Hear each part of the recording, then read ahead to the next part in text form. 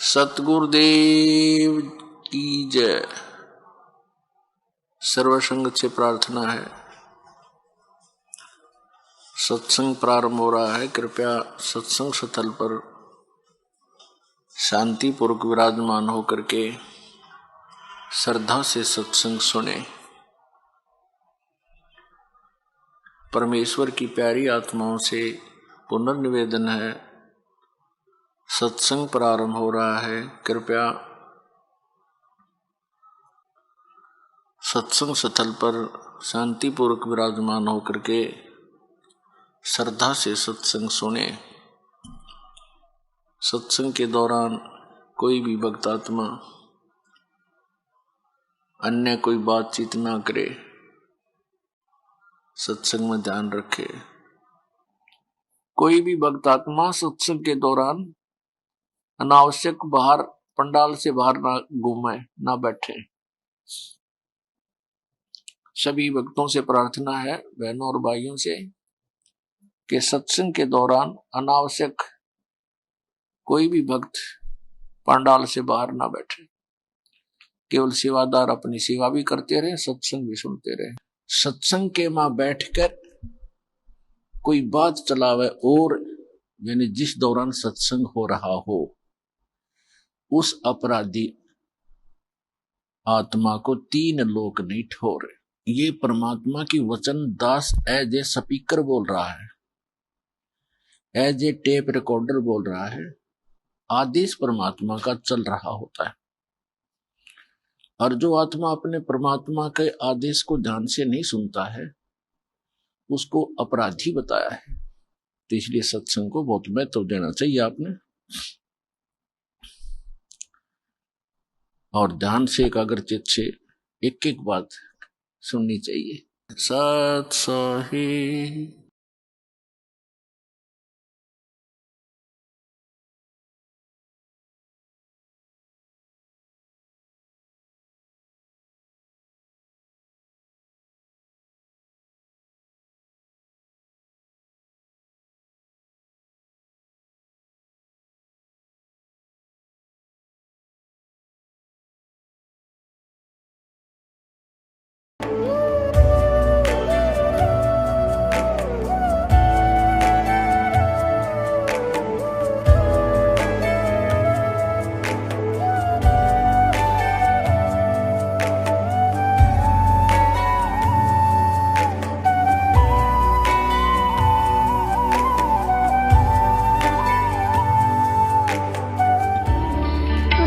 परमात्मा को पाने तथा उसका वास्तविक लाभ प्राप्त करने के लिए पवित्र बाइबल में प्रमाण है कि प्रभु ने मनुष्य को अपना ही स्वरूप बनाया।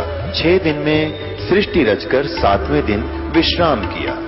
कुरान शरीफ में प्रमाण है कि हजरत मोहम्मद को खुदा स्वयं कह रहे हैं कि मैंने तुम्हें उस परमात्मा की महिमा बताने के लिए भेजा है। वो परमात्मा कबीर है जिसने 6 दिन में सृष्टि रची तथा 7वें दिन तख्त पर जा विराजा। उसकी खबर किसी बाखबर से पूछकर तो देखो। कृपया अवश्य सुनिए जगत गुरु तत्वदर्शी संत रामपाल जी महाराज के अमृत वचन। श्री देवी जी कह रही है हिमालय राजा को कि मनुष्य को चाहिए ओम नाम का जाप करे और ब्रह्म पाने का उद्देश्य रखे। इतनी सी बात, और कुछ नहीं। आगे देखो, इसी में फिर हम यहां आ जाते हैं नीचे। उस एकमात्र परमात्मा को ही जाने, दूसरी सब बातों को छोड़ दे। अब देवी जी, दुर्गा जी अपनी साधना को भी कहती है वो भी छोड़ दो, केवल एक उसी परमात्मा की भक्ति करो। यही अमृत रूप परमात्मा के पास पहुंचाने वाला पुल है। संसार समुद्र से पार होकर अमृत स्वरूप परमात्मा को प्राप्त कराने का यही सुलभ साधन है। यहां कहा कि इस आत्मा का ओम के जप के साथ ध्यान करो। इससे अज्ञान में अंधकार से सर्वथा परे और संसार समुद्र से पार जो ब्रह्म है उसको पा जाओगे। तुम्हारा कल्याण वो कहाँ रहता है? हम 563 पढ़ रहे हैं। वह यह सब का आत्मा ब्रह्म, ब्रह्मलोक रूप दिव्य आकाश में स्थित है। वह ब्रह्मलोक में रहता है, इसका सीधा सा अर्थ है। अपनात्मा, ये तो अध्यात्म ज्ञान हो गया दुर्गा जी का। ये क्या बता रही है? श्री देवी जी कह रही हिमालय राजा को कि और सब पूजाएं त्याग दे, केवल एक ब्रह्म की पूजा कर, उसका ओम नाम है, उस साधना से तू ब्रह्मलोक को प्राप्त होगा। अपनात्मा, श्री मद भगवत गीता जी का ज्ञान ब्रह्म ने ही दिया श्री कृष्ण जी में प्रवेश करके। अब वो ब्रह्म क्या बोलता है? श्रीमद् भगवत गीता अध्याय नंबर 8 के श्लोक नंबर 13 में कहता है कि ओम इति एकाक्षरम। ये देखिएगा, आपको इन सदग्रंथों से रूबरू करेंगे तभी आपको विश्वास होगा इस दास की बातों पर। यह है श्रीमद् भगवत गीता, जयदयाल गोविंद का इसके अनुवादक हैं, गीता प्रेस गोरखपुर से प्रकाशित। अध्याय नंबर 8 के श्लोक नंबर आपको 13 दिखाते हैं। अध्याय नंबर 8 श्रीमद् भगवत गीता, और यहां देखो 13वां श्लोक। ये 13वां श्लोक है। ओम इति एकाक्षरम ब्रह्म व्यवहारण माम अनुसमरण ये प्रयाति तजंदेहम स याति परमाम गतिम। अब गीता ज्ञान दाता ब्रह्म है, ये कहता है कि माम ब्रह्म, मुझ ब्रह्म का ओम इति एकाक्षरम, यह ओम यह एक अक्षर है, व्यवहारण अनुसमरण उच्चारण करके सुमन करता हुआ, ये प्रयाति तजंदेहम जो शरीर छोड़कर जाता है, स याति परमाम गतिम वो परम गति को प्राप्त होता है, जो ओम से मिलने वाली परम गति है। वो क्या है? वो श्री देवी जी ने स्पष्ट कर दिया कि ब्रह्मलोक प्राप्ति होगी। गीता जी अध्याय नंबर 8 के श्लोक नंबर 16 में स्पष्ट किया है कि ब्रह्मलोक पर्यंत ये सभी लोग पुनरावर्ती में हैं, यानी वहां गए हुए प्राणी भी लौटकर संसार में आते हैं, जन्म मृत्यु समाप्त नहीं होती। ये देखिएगा, अध्याय नंबर 8 ही पढ़ रहे हैं हम श्रीमद् भगवत गीता का, और ये 16 नंबर है। हे अर्जुन, ब्रह्मलोक पर्यंत सब लोग पुनरावर्ती में हैं। अब पुनरावर्ती का इन्होंने यहाँ पर विश्लेषण किया सटार से, अर्थात जिनको प्राप्त होकर पीछे संसार में आना पड़े, ऐसे पुनरावर्ती इसको कहते हैं। अपने आत्मा, अब ये ब्रह्म क्या बताता है? गीता अध्याय नंबर 4 के श्लोक नंबर 5 से 9 तक ये क्या कहता है कि अर्जुन तेरे और मेरे बहुत जन्म हो चुके हैं, तो नहीं जानता, मैं जानता। श्रीमद् भगवत गीता अध्याय नंबर 2 के श्लोक नंबर 12 में भी ये यही स्पष्ट करता है कि अर्जुन तू और मैं और ये राजा लोग पहले भी जन्मे थे, आगे भी जन्म होगा, ये ना सोच कि हम वर्तमान में ही हैं। और गीता जी अध्याय नंबर 10 के श्लोक नंबर 2 में ये खुद कहता है कि मेरी उत्पत्ति को ये देवता लोग, ऋषि लोग ये नहीं जानते, क्योंकि ये मुझसे उत्पन्न हुए हैं। अब ये ब्रह्म जो है, इसको सरपुरुष भी कहते हैं, और कबीर परमेश्वर जी ने इसको काल भगवान कहा है। और इसने खुद गीता जी अध्याय नंबर 11 के श्लोक नंबर 32 में स्वीकारा है कि मैं काल हूं अर्जुन, और अब प्रवृत्त हुआ हूं। तो ये काल जो है, ये गीता जी का ज्ञान दे रहा श्री कृष्ण जी में प्रवेश करके। श्री कृष्ण जी को तो पता ही नहीं मैंने गीता में बोला क्या था। पुण्यात्मा, इस दास के वचन आपको सारे उठ पटांग से लगेंगे एक बार तो, लेकिन धैर्य से सुनते रहना, प्रमाण देखोगे गदगद हो जाओगे, दांतों तो उंगली दबाओगे कि बैठा बैठा दिया हमारे आचार्य और शंकराचार्यों ने सारा गलत ज्ञान सुना के। कख भी नहीं पता इन आचार्यों शंकराचार्यों, हमारे हिंदू धर्म के गुरुओं को आज तक, ऋषि में ऋषियों को सतयुग से लेकर आज तक इनको कख भी पता नहीं वेदों और गीता का। अब आपको दिखाते हैं श्रीमद् भगवत गीता, इसके अध्याय नंबर 2 का, अध्याय नंबर 2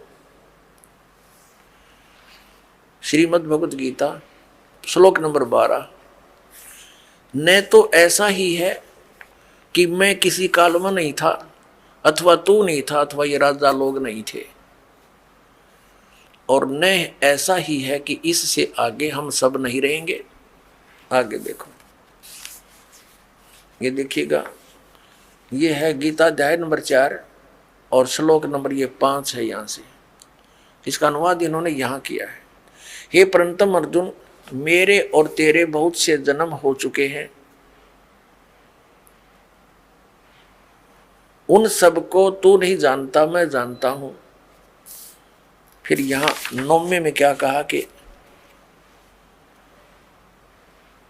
ये 9वां श्लोक है 4थे अध्याय का। हे अर्जुन, मेरे जन्म और कर्म दिव्य अर्थात अलौकिक हैं। अब यहां क्या बताया है, अध्याय नंबर 2 के श्लोक नंबर 17 में कहा कि अर्जुन, नाश रही तो उसको जान जिससे संपूर्ण जगत व्याप्त है। इस अविनाशी का विनाश करने में कोई भी समर्थ नहीं है। यानी गीता ज्ञान दाता से अन्य है कोई जो वास्तव में अविनाशी है। गीता जी अध्याय नंबर 15 के श्लोक नंबर 1 से 4 और 16-17 में इन 3 प्रभुओं की जानकारी, 3 पुरुषों की। अब पहले आपको अध्याय नंबर 10 का श्लोक नंबर 2 दिखाते हैं। ये देखिएगा, अध्याय नंबर 10 श्रीमद् भगवद गीता अध्याय 10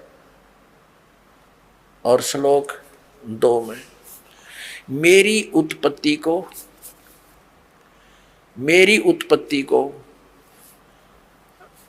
ये जो भी ये लिखते हैं, प्रभाव माने उत्पत्ति को न देवता लोग जानते हैं, न मैं ऋषिजन ही जानते हैं, क्योंकि मैं सब प्रकार से देवताओं का और महर्षियों का आदि कारण हूं।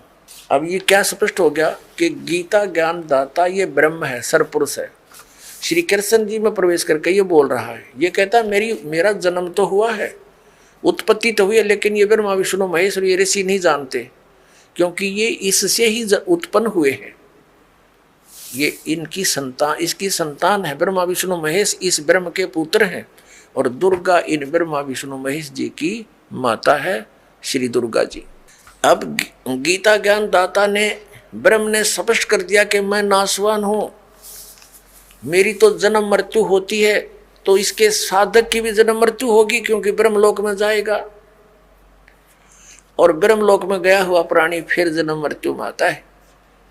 श्रीमद् भगवद गीता अध्याय नंबर 15 के श्लोक नंबर 1 से 4 और 16-17 में 3 पुरुष बताए हैं। उल्टा लटका हुआ संसार रूपी वृक्ष है, इसकी ऊपर को तो जड़ समझो, नीचे को 3 गुण रूपी शाखा। अब गीता ज्ञान दाता ने केवल इतनी ही संकेत किया है, ऊपर को जड़ है संसार रूपी वृक्ष की और नीचे को 3 गुण रूपी शाखा है। बस शेष के लिए बता दिया कि वो तत्वदर्शी संत बताएगा गीता जी अध्याय नंबर 4 के श्लोक नंबर 34 में, जिसके विषय में कहा है। और फिर उसकी पहचान बताई है गीता जी अध्याय नंबर 15 के श्लोक नंबर 1 में कि इस उल्टे लटके हुए संसार रूपी वृक्ष को के सभी विभागों को जो जानता है स वेदविद, वो तत्वदर्शी संत है। ये देखिएगा 15वां अध्याय है श्रीमद् भगवद गीता का और प्रथम श्लोक है। इसमें लिखा है कि ऊर्ध्व मूलम, ऊपर को मूल, अधः शाखम, नीचे को शाखा, अश्वत्थम प्राहु अव्यम। ये पीपल का, संसार रूपी पीपल का वृक्ष अविनाशी कहा है। छंदासी यस्य पर्णानि, इसके पत्ते आदि, शाखा आदि सभी इसके छंद हैं, विभाग हैं। ये तम वेद, जो उन सभी विभागों को जानता है, स वेदवित, वो वेद के तात्पर्य से को जानने वाला है, वो तत्वदर्शी संत है। इनका अनुवाद पढ़िए। आदि पुरुष परमेश्वर रूप मूल वाले, यानी संसार रूपी वृक्ष। पहले आप जी ये देखेंगे, ये संसार रूपी वृक्ष है। ऊर्ध्व मूलम, ऊपर को तो जड़ है, ऊर्ध्व मूलम, ऊपर को तो जड़ है और नीचे को ये शाखा है। ये एक संसार रूपी वृक्ष है, ये एक संसार रूपी वृक्ष जानो। अब ऊर्ध्व मूलम अधः शाखम, और जो संत इसके सभी विभागों को बता देगा वह तत्वदर्शी संत है। परमेश्वर ने 600 वर्ष पहले बताया था। अब समझो ये पेड़ है जो पृथ्वी से बाहर नजर आता है, इसको पेड़ बोलते हैं। तो परमात्मा कबीर जी स्वयं तत्वदर्शी संत की भूमिका करने आते हैं, सहशरीर आते हैं, जैसा कि वेदों में प्रमाण है। वो अपना ज्ञान उपदेश करते हैं। कबीर अक्षर पुरुष एक पेड़ है, निरंजन यानी सरपुरुष वा की डार, और तीनों देवा शाखा हैं ये पात रूप संसार, और जड़ें गुप्त हैं वो प्रोक्ष है। ये देखिएगा। अब यहाँ क्या बताया, अक्षर पुरुष एक पेड़ है, ये तो समझो अक्षर पुरुष तना तो इस संसार रूपी वृक्ष का, इससे मोटी डार निकलती है, उनमें से एक मोटी डार ये सरपुरुष है, ये अक्षर पुरुष है, इसको परब्रह्म भी बोलते हैं। ये अक्षर पुरुष है इतना, और इससे ये डार निकली मोटी, ये सरपुरुष, ये ब्रह्म समझो, सरपुरुष ब्रह्म ज्योति निरंजन। और इसके ये 3 पुत्र हैं, रजगुण ब्रह्मा जी, सतगुण विष्णु जी, तमगुण शिव जी, और पात रूप संसार। अब ये गुप्त है, ये परमात्मा स्वयं है। अब हम पढ़ेंगे श्रीमद् भगवत गीता अध्याय नंबर 15 के श्लोक नंबर 1 से 4 और 16, 17। इनमें कंसेप्ट क्लियर होगा। देखिएगा, ये 15वां अध्याय है, ये आपने पढ़ लिया। प्रथम मंत्र, प्रथम श्लोक, ऊर्ध्व मूलम, जड़ तो ऊपर को, नीचे न शाखा। ये संसार रूपी पीपल का वृक्ष, अविनाशी वृक्ष समझो। छंदासी यस्य पर्णानि, यानी जड़ें, शाखा, पत्ते आदि इसके विभाग हैं। और ये तम वेद, जो उसको जानता है, स वेदवित। आदि पुरुष परमेश्वर मूल वाले, इन्होंने अधः शाखा का अर्थ गलत किया है, ब्रह्मा रूप मुख्य शाखा कर दिया। नहीं, ये देखो दूसरे श्लोक में 2 बार अधः शब्द है, इसका यहाँ अर्थ किया है इन्होंने। अधः माने नीचे, अधः माने नीचे, स्पष्ट है। अधः माने नीचे, अधः माने नीचे। तो यहाँ भी अधः ही लिखना था, ये इनको ज्ञान नहीं था इसलिए विचलित हो जाते थे। ऊर्ध्व मूलम अधः शाखम, ऊपर ने जड़ और नीचे को शाखा वाला। यह संसार रूपी पीपल के वृक्ष को अविनाशी कहते हैं। वेद जिसके पत्ते कहे गए हैं, उस संसार वृक्ष को जो पुरुष, जो व्यक्ति मूल सही तत्व से जानता है, जड़ से लेकर सभी भागों को तत्व से जानता है, सही जानता है, स वेदवित, वह वेद के तात्पर्य को जानने वाला है, अर्थात वो तत्वदर्शी संत है, जिसके विषय में चौथे अध्याय के 34वें श्लोक में कहा कि तत्वदर्शी संत के पास जाकर परमात्म तत्व के ज्ञान को समझ, उसके बाद जो वो कहे उस तरह करने से फिर वो प्राणी कभी लौट कर संसार में नहीं आते, उनकी जन्म मृत्यु सदा के लिए समाप्त हो जाती है। 15वें अध्याय के 1 से लेकर 4 तक का ये सारांश है। आगे क्या बताया है कि ये शाखा कौन है, रजगुण ब्रह्मा, सतगुण विष्णु, तमगुण शिव जी। देखिएगा, ये 15वां अध्याय हम पढ़ रहे हैं, हमने 1 श्लोक क्लियर कर लिया। अब दूसरा, इसमें लिखा है कि उस संसार वृक्ष की तीनों गुण रूप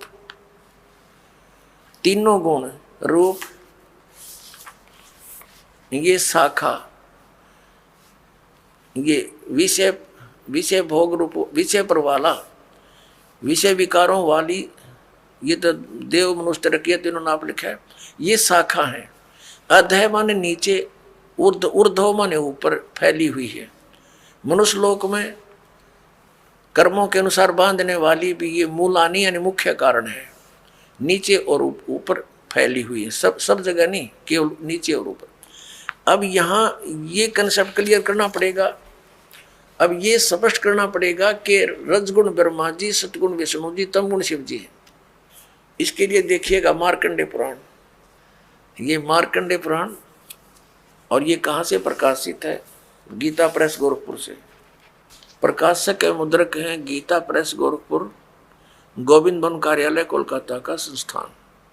इसके 122-23 पृष्ठ पर दिखाते हैं आपको। ये देखिएगा, ये संक्षिप्त मार्कंडेय पुराण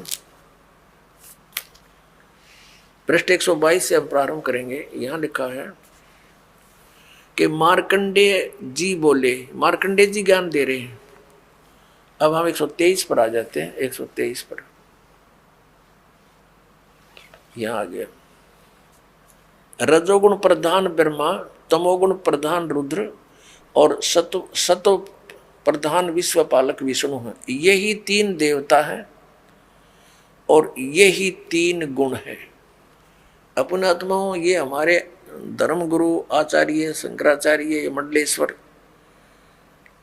इनमें से कुछ एक तो ठीक बताते हैं। जैसे इनसे कोई प्रश्न करता है कि क्या रजगुण ब्रह्मा, सतगुण विष्णु, तमगुण शिव जी हैं, जो बिल्कुल निष्पक्ष हैं, वो तो सही कह देते हैं कि हाँ बिल्कुल शास्त्रों में ऐसा ही लिखा है। और जो चतुरता दिखाते हैं, अपनी अज्ञानता का प्रतीक देते हैं, वो कहते हैं नहीं, ब्रह्मा विष्णु महेश कोई जड़ थोड़े ही है, और गुण तो जड़ है, लेकिन ये गुणी है, गुण नहीं है, गुणातीत है। बता अकल है इनमें। जैसे मिर्च है और मिर्च का गुण है मुंह जलाना। अब कोई नो कहे क्या मिर्च जो है मुंह जलाती है, वो कहे नहीं नहीं, मिर्च मुंह थोड़ा जलाती है, वो तो गुणी है, वो गुणों से रहित है। और मिर्च में गुण तो वही है, मुंह फूकने वाला। तो ऐसे ही ये चतुरता दिखाते हैं, क्योंकि इनका उद्देश्य ही जनता को भ्रमित करके अपना उल्लू सीधा रखना है। इनको जनता से कोई लेना देना नहीं, ऐसे व्यक्तियों को। लेकिन कुछ अच्छे भी हैं जो सच्चाई भी बताते हैं कि शास्त्रों में ऐसा ही लिखा है, और शास्त्र आपके रूबरू और कराते हैं। ये देखिएगा श्रीमद् देवी भागवत हिंदी टीका सहित भाग 1, इसमें संस्कृत भी साथ में है। अथ देवी भागवतम सभाष टीकम सहमात्यम। अब खेमरा श्री कृष्ण दास प्रकाशन मुंबई, खेमरा श्री कृष्ण दास प्रकाशन मुंबई। अब इसके 3रे स्कंद पर हम आगे हैं। अथ श्रीमद् देवी भागवते भाषा टीका युक्ते 3य स्कंद प्रारंभते। इसके 3रे स्कंद के 11वें पृष्ठ पर हम पढ़ेंगे। ये 11वां पृष्ठ है, ये 5वां अध्याय है, इसका 8वां श्लोक है। भगवान शंकर अपनी माता दुर्गा से कह रहे, हे माता, यदि हमारे ऊपर सदा आप दया युक्त हो तो हमको तमोगुण में किस प्रकार प्रदान किया है? ब्रह्मा रजोगुण और हरि सतोगुण युक्त किए हैं। फिर संस्कृत देखो, ये संस्कृत भी पढ़ेंगे हम, क्योंकि अब हम शिक्षित हैं। यदि दया धर्मना न सदा अंबिके कथम अहम विहित, क्यों मैं रच दिया, क्यों बना दिया? तमोगुण, मुझे तमोगुण क्यों बना दिया? कमल से उत्पन्न होने वाले ब्रह्मा को रजोगुण संभव, क्यों रजोगुण उत्पन्न कर दिया? सुविहित है किमो सतोगुण हरि, और विष्णु जी को आपने सतोगुण क्यों बना दिया? इति सिद्धम रजगुण ब्रह्मा सतगुण विष्णु तमगुण शिव जी। तो परमात्मा कबीर देव जी ने, परमेश्वर ने स्वयं आकर यथार्थ ज्ञान दिया कि अक्षर पुरुष एक पेड़ है और सरपुरुष यानी निरंजन वा की डार, और तीनों देवा रजगुण ब्रह्मा सतगुण विष्णु तमगुण शिव जी, तीनों देवा शाखा है। ये पात्र रूप संसार। अब हम इस पवित्र गीता अध्याय नंबर 15 के श्लोक 1 से 4 और 16-17 को पढ़ेंगे। अब आसानी से समझ में आ जाएगा, कंसेप्ट क्लियर हो गया। तीनों गुण, रजगुण ब्रह्मा है, सतगुण विष्णु, तमगुण शिव जी। अब देखिए गीता अध्याय नंबर 15 का और श्लोक नंबर हम 2 पढ़ रहे हैं। उस संसार रूपी वृक्ष की तीनों गुण रूप रजगुण ब्रह्मा सतगुण विष्णु तमगुण शिव जी, ये विषय पर वाला शाखा। अब संस्कृत भी साथ पढ़ेंगे हम। ये तीनों शाखाएं हैं, विषय भोग तरह का दी शाखाएं, नीचे और ऊपर। अब नीचे और ऊपर कैसे? जैसे ये श्रीमद् भगवत गीता का ज्ञान पृथ्वी लोक पर बोला जा रहा था, नीचे पाताल लोक पर, ऊपर स्वर्ग लोक पर। इन 3 लोकों पर ही इन ब्रह्मा जी, विष्णु जी और शिव जी का आधिपत्य है। यहाँ तक इनकी एक एक विभागीय मंत्री समझो ये इन 3 लोकों पर, ऊपर स्वर्ग में, नीचे पाताल तक इसकी इनकी रेंज है, इनकी जो है ना प्रभुता है, इनकी सीमा है सर्वत्र नहीं। ये देखिए नीचे और ऊपर, सर्वत्र नहीं, ऊपर फैली हुई है मनुष्य लोक में, और कर्मों के अनुसार बांधने वाली भी यही मुख्य कारण है। नीचे और ऊपर ये व्याप्त है। अब तीसरे में क्या बताया है कि इस संसार वृक्ष का गीता ज्ञान दाता ब्रह्म है, श्री कृष्ण जी में बोल रहा प्रवेश करके।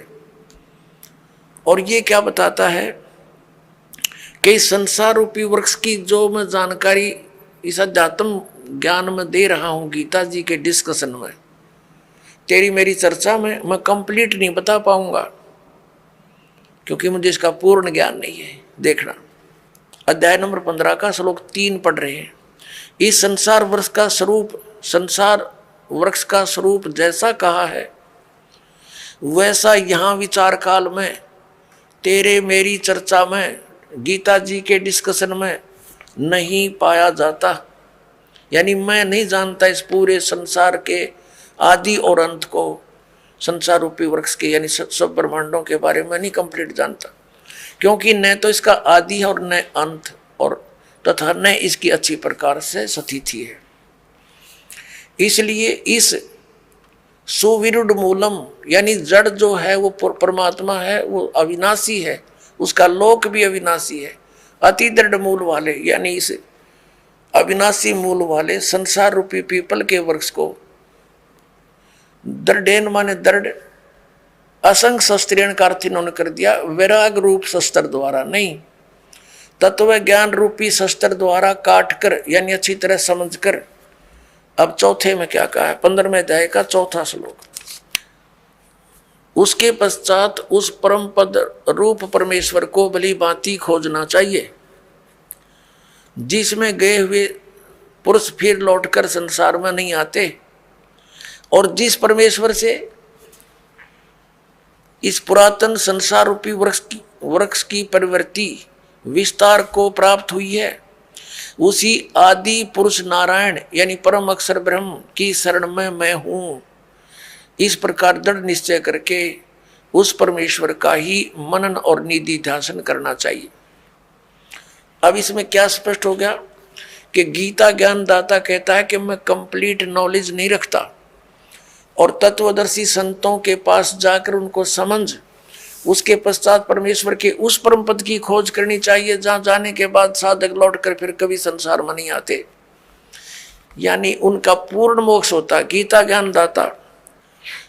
ज्ञान दाता अपनी स्थिति स्पष्ट करते हुए गीता अध्याय नंबर 2 के श्लोक 12 में, गीता जी अध्याय नंबर 4 के श्लोक 5 और 9 में, गीता अध्याय नंबर 10 के श्लोक नंबर 2 में स्पष्ट करता है कि अर्जुन तेरे और मेरे बहुत जन्म हो चुके हैं, तू नहीं जानता मैं जानता।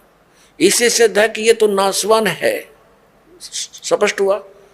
और ये भी स्पष्ट हुआ कि ब्रह्म है जो गीता जी बोल रहा, श्री कृष्ण जी में इसका ओम नाम है, ओम नाम के जाप से ब्रह्मलोक प्राप्ति होती है। ब्रह्मलोक में गए हुए प्राणी भी जन्म मृत्यु में ही रहते हैं। तो ये ब्रह्म की साधना से भी मोक्ष प्राप्त नहीं हो सकता, वो स्थान प्राप्त नहीं हो सकता जहां जाने के बाद साधक कभी लौटकर संसार में नहीं आते। वो कौन है? वो परम अक्षर ब्रह्म की साधना करने से। जैसे गीता जी अध्याय नंबर 4 के श्लोक नंबर 25 से लेकर 30 तक गीता ज्ञान दाता ने कहा है, कोई तो देवताओं की पूजा करता है, कोई केवल तीक्ष्ण व्रत रखता है, जैसे इन अहिंसावादी व्रत रखता है, जैसे मुंह पर पट्टी बांध कर नंगे पैरों घूमना, और कुछ स्वाध्याय ही करते हैं, जैसे गीता जी का नित्य पाठ कर लेना, वेदों का अध्ययन करते रहना। कोई प्राणायाम करता है, कोई केवल हवन यज्ञ ही करते हैं, और सभी अपनी साधनाओं को पापनाशक जानते हैं। यदि उनको ये पता चल जाए कि ये पापनाशक नहीं है तो सब कोई ना करे उनको, ये साधक उसी समय तक उस साधना को कर रहा है जब कोई इसका पता नहीं कि सही नहीं है, तब छोड़ देगा उसी दिन। तो इसके लिए बताया कि चौथे अध्याय के 32वें श्लोक में कि इस प्रकार की जो 25 से लेकर और 30 तक जिन श्लोकों में जानकारी दी है, इस प्रकार की बहुत सारे धार्मिक यज्ञों की, धार्मिक अनुष्ठानों की जानकारी सच्चिदानंद घन ब्रह्म की वाणी में विस्तार से कही गई है। अब सच्चिदानंद ब्रह्म की वाणी, क्योंकि वो परमात्मा सतलोक से चलकर आता है, अपने मुख कमल से उपदेश देता है, ज्ञान सुनाता है, वो सूक्ष्म वेद होता है, वो तत्व ज्ञान होता है। वो तत्व ज्ञान है, उसके अंदर बहुत विस्तार के साथ ये अध्यात्म मार्ग बताया गया है, अध्यात्म ज्ञान कहा गया है। अब देखिएगा अध्याय नंबर 4 पर ले चलते हैं आपको पहले थोड़ा सा। श्रीमद् भगवद गीता अध्याय नंबर 4 और श्लोक नंबर 25 में दूसरे योगीजन देवताओं का पूजन रूप यज्ञ मन धार्मिक अनुष्ठान भली भांति किया करते हैं, प्रउपासते यानी पूजन करते हैं, और अन्य योगीजन ब्रह्म साधना करते हैं, इसका यह अर्थ है। और 26 में कहा कि अन्य योगीजन श्रोत्र आदि समस्त इंद्रियों को संयम रूप अग्नि में हवन किया करते हैं, दूसरे शब्द आदि करते रहते हैं। ये समस्त विषयों को इंद्रिय रूप यज्ञ अग्नि में हवन किया करते हैं। 27 में लिखा है कि दूसरे योगीजन संपूर्ण क्रियाओं, इंद्रियों की संपूर्ण क्रियाओं और प्राणों की समस्त क्रियाओं को ज्ञान से प्रकाशित आत्म संयम रूप अग्नि में हवन किया करते हैं, यानी कुछ तो अपने इंद्रियों को ही संयम करने में लगे रहते हैं। 28 में कहा है कि कई पुरुष द्रव्य संबंधी यज्ञ करते हैं, यानी कि तब भंडारे कर दिए, कांबड़ बांट दिए हैं, कोई मंदिर बनवा दिया, इस तरह करते रहते हैं, और कुछ तपस्या करते रहते हैं। तो कहने का भाव ये है कि अब हम 32 पर आते हैं, अपने मतलब की बात लेते हैं। ये गीता अध्याय नंबर 4 के श्लोक नंबर 32 में क्या कहा है, इसमें क्या है कि एवं बहुविधा यज्ञा वितता ब्रह्मणे मुखे, ये ब्रह्मणे शब्द लिखा है, यह इन्होंने अनुवाद गलत कर दिया। कर्मजान विदितान सर्वान एवं ज्ञातवा विमोक्ष से, इस प्रकार और भी बहुत तरह के यज्ञ माने धार्मिक अनुष्ठान ब्रह्मणे मुखे, इन्होंने वेद की वाणी में कर दिया, ये गलत कर दिया। यहां देखिएगा अध्याय नंबर 17 के और श्लोक नंबर 23 में यही ब्रह्मण शब्द है इसके अंदर। श्रीमद् भगवद गीता अध्याय नंबर 17 का श्रीमद् भगवद गीता और श्लोक नंबर 23 में ओम तत्सत इति निर्देश है ब्रह्मण तिर्विद समर्थ है ब्राह्मणा तेन वेदा च यज्ञा च विहिता पुरा। इसका अनुवाद इन्होंने क्या कि ओम ओम तत् तत् सत सत, ओम तत्सत ऐसे ही है।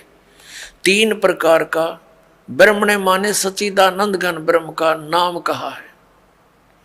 ब्रह्मणे का अर्थ सच्चिदानंद घन ब्रह्म समझो। अब यहाँ आ जाते हम फिर गीता जी के 4थे अध्याय के हम फिर 32वें श्लोक में आते हैं। 32वें श्लोक में अब ये ब्रह्मणे जो मुख्य लिखा है इन्होंने यहाँ गलत अनुवाद कर दिया। इस प्रकार बहुत तरह के यज्ञ सच्चिदानंद घन ब्रह्म की वाणी में विस्तार से कहे गए। ये तत्व ज्ञान है सच्चिदानंद घन ब्रह्म, यानी परम अक्षर ब्रह्म सतपुरुष कबीर साहब सतलोक से चलकर आते हैं और अच्छी आत्माओं को मिलते हैं, तत्व ज्ञान बताते हैं, फिर उनके द्वारा बोली गई कबीर वाणी लिपिबद्ध कर ली जाती है। तो उस कबीर वाणी में यानी सच्चिदानंद घन ब्रह्म की वाणी में जो उनके मुख कमल से बोली गई है उसमें वो ज्ञान तत्व सब धार्मिक अनुष्ठानों की जानकारी पूर्ण रूप से विस्तार से कही गई है। वो तत्व ज्ञान है, उसको जानने के बाद फिर सभी कर्मों से मोक्ष प्राप्त हो जाता है। उस फिर 4थे अध्याय के 34वें श्लोक में कहा है, देखिएगा ये देखना 4थे अध्याय का 32वां श्लोक कंप्लीट पढ़ते हैं, अब समझ में आएगा। इस प्रकार और भी बहुत तरह के यज्ञ माने धार्मिक अनुष्ठानों की जानकारी ये सच्चिदानंद घन ब्रह्म की वाणी पढ़ना, इसको ये गलत लिखा। ब्रह्म ब्रह्म माने वेद नहीं हो सकता, ब्रह्म न माने सच्चिदानंद घन ब्रह्म की वाणी यानी परम अक्षर ब्रह्म की वाणी। इसको तत्व ज्ञान भी कहते हैं। मैं विस्तार से कहे गए हैं उन सब को तू कर्म जान, यानी नाम उठत नाम बैठत नाम सोत जाग बे, काम करते करते दैनिक कर्म करते करते उनका उसमें साधना होती है। कर्म जान शारीरिक मन इंद्रिय और शारीरिक क्रियाओं द्वारा संपन्न होने वाले हैं। वो उसमें लिखा वो काम करते करते क्रियाएं करते हैं। कर्म योग के द्वारा संपन्न होते हैं वो सब क्रियाएं। इस प्रकार तत्व से जानकर उनके अनुष्ठान द्वारा तो कर्म बंधन से सर्वथा मुक्त हो जाएगा। अपने आत्माओं चौथे अध्याय के 34वें श्लोक में बताया वो तत्व ज्ञान को। ये चौथे अध्याय का श्रीमद् भगवत गीता, ये 34वां श्लोक है। उस ज्ञान को जो सच्चिदानंद घन ब्रह्म ने यानी परमेश्वर ने स्वयं आकर जो ज्ञान दिया, सुख संवेद, वो तत्व ज्ञान वो उसकी वाणी में लिखा होता है। और वो तत्व ज्ञान केवल वो संत ही जानते हैं जो उससे परिचित है। तत्व ज्ञान और तत्वदर्शी संत गीता ज्ञान से अन्य ज्ञान रखता है। यदि तत्व ज्ञान की जानकारी ब्रह्म को होती तो एक अध्याय और लिख देता, उसको ये ज्ञान नहीं था। अब यहां देखो, अब 34 में कहा, गीता अध्याय नंबर 4 के श्लोक नंबर 34 में कहा कि उस ज्ञान को जो सच्चिदानंद घन ब्रह्म की वाणी में विस्तार से कहा गया है, तो तत्वदर्शी संतों के पास ज्ञानियों के पास जाकर समझ, उनको भली भांति दंडवत प्रणाम करने से और उनकी सेवा करने से, कपट छोड़कर सरलता पूर्वक प्रसन्न करने से वे परमात्म तत्व को भली भांति जानने वाले ज्ञानी महात्मा तुझे तत्व ज्ञान का उपदेश करेंगे। अपने आत्माओं, ये दास अब कहाँ लाना चाहता है आप जी को? गीता जी अध्याय नंबर 8 के श्लोक नंबर 1 में अर्जुन ने पूछा कि आप जी ने जो 7वें अध्याय के 29वें श्लोक में बताया है कि तत्ब्रह्म को जानकर और सारे धातुओं से परिचित, सब कर्मों से परिचित व्यक्ति केवल जरा और मरण से छूटने का प्रयत्न करता। जरा माने वृद्ध अवस्था और मरण माने मृत्यु। तो 8वें अध्याय के प्रथम मंत्र में पूछा वो किम तत्ब्रह्म। ये देखिएगा, ये है श्रीमद् भगवत गीता अध्याय नंबर 7 और श्लोक नंबर 29, ये 29। यहाँ इसकी केवल संस्कृत है, आगे इसका अनुवाद है। जरा मरण मोक्षाय, जरा माने बुढ़ापा, मरण माने मृत्यु, मोक्ष माने छुटकारा पाने के अर्थ। माम आश्रित यतंती ये ते ब्रह्म तत्विदु कृष्णम अध्यात्म कर्म च अखिलम। इसका अर्थ है कि माम आश्रित, मैंने जो तुझे बताया है इस ज्ञान को आश्रित जो कर लेगा, तत्वदर्शी संतों को खोज लेता है, वह जो जरा मरण मोक्ष से छूटने, मोक्ष के लिए, जरा मरण के मोक्ष के लिए ही यतंती प्रयत्न करते हैं, वे तत्ब्रह्म को और संपूर्ण उस तत्ब्रह्म को जानते हैं और सारे अध्यात्म ज्ञान को और सब कर्मों को से परिचित है। ये देखिएगा, यह अनुवाद है 7वें अध्याय के 29वें श्लोक का। जो मेरी शरण होकर आश्रित है, इसका अर्थ तो ये दास ने बता दिया वही सही है। इसका अर्थ तो ये दास ने जो बताया वही सही है कि मेरे इस ज्ञान का आश्रय कर ले, कि तत्वदर्शी संत की खोज कर ले, उसके बाद उससे प्राप्त ज्ञान के आधार से जो केवल जरा और मरण से छूटने का ही प्रयत्न करते हैं, वे उस तत्ब्रह्म से और सारे अध्यात्म ज्ञान से और सब कर्मों से परिचित हैं। देखिए, अब 7वें अध्याय का 29वां श्लोक हम गीता जी का पढ़ रहे हैं। जो मेरे आश्रित माने शरण होकर जरा और मरण, जरा माने वृद्ध अवस्था, मरण माने मृत्यु से छूटने के लिए यत्न करते हैं, वे उस ब्रह्म को और संपूर्ण अध्यात्म को, ये देखो, उस तत् ब्रह्म उस ब्रह्म को, संपूर्ण अध्यात्म को और संपूर्ण कर्मों को जानते हैं। यहाँ 8वां अध्याय श्लोक होता प्रारंभ होता है। इसका प्रथम ही श्लोक है 8वें अध्याय का। इसमें पूछा है किम तत्ब्रह्म, आपने जिस इस तत्व ब्रह्म के बारे में कहा है कि तत्व ब्रह्म को, उस ब्रह्म को और सब संपूर्ण अध्यात्म को, संपूर्ण कर्मों को जानते हैं। यहाँ पूछा 8वें अध्याय के प्रथम श्लोक में किम तत्व ब्रह्म और किम अध्यात्म किम कर्म पुरुषोत्तम किम अधिभूत च किम प्रोक्तम अधिदेवम किम उच्यते, इसका उत्तर दिया है 8वें अध्याय के 3 श्लोक में। ये 8वें अध्याय का ये 3 श्लोक है। वह परम अक्षर ब्रह्म है, परम अक्षर ब्रह्म है। 3 श्लोक में उत्तर दिया। अपना आत्माओं, अब हम आते हैं गीता जी अध्याय नंबर 15 के श्लोक नंबर 16 और 17 पे। इससे सारा कंसेप्ट जो दास करना चाहता था क्लियर हो जाएगा। ये देखिएगा, ये गीता अध्याय नंबर 15 और यहाँ ये 16वां श्लोक है। इसमें 2 पुरुष बताए हैं, दिव्यम द्वौ इमौ पुरुषौ, 2 पुरुष, 2 प्रभु, 2 स्वामी, एक सर और एक अक्षर। इसको सर पुरुष कहो। इस दोनों पुरुषों को यहाँ लगा सकते हैं, सर पुरुष और अक्षर पुरुष। और यहाँ इनका अनुवाद, इनका अनुवाद देखते हैं। इस संसार में नाशवान और अविनाशी भी ये 2 प्रकार के पुरुष माने प्रभु, पुरुष माने स्वामी, भगवान कहे हैं। और सब प्राणियों के शरीर नाशवान है और जीवात्मा अविनाशी कहा जाता है।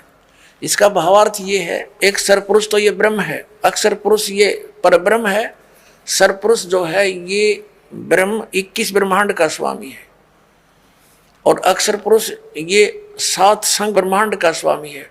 ये दोनों भी और इनके अंतर्गत जितने प्राणी हैं सब नाशवान है, लेकिन जीवात्मा तो किसी की भी नहीं मरती, वो तो विषय ही अलग है।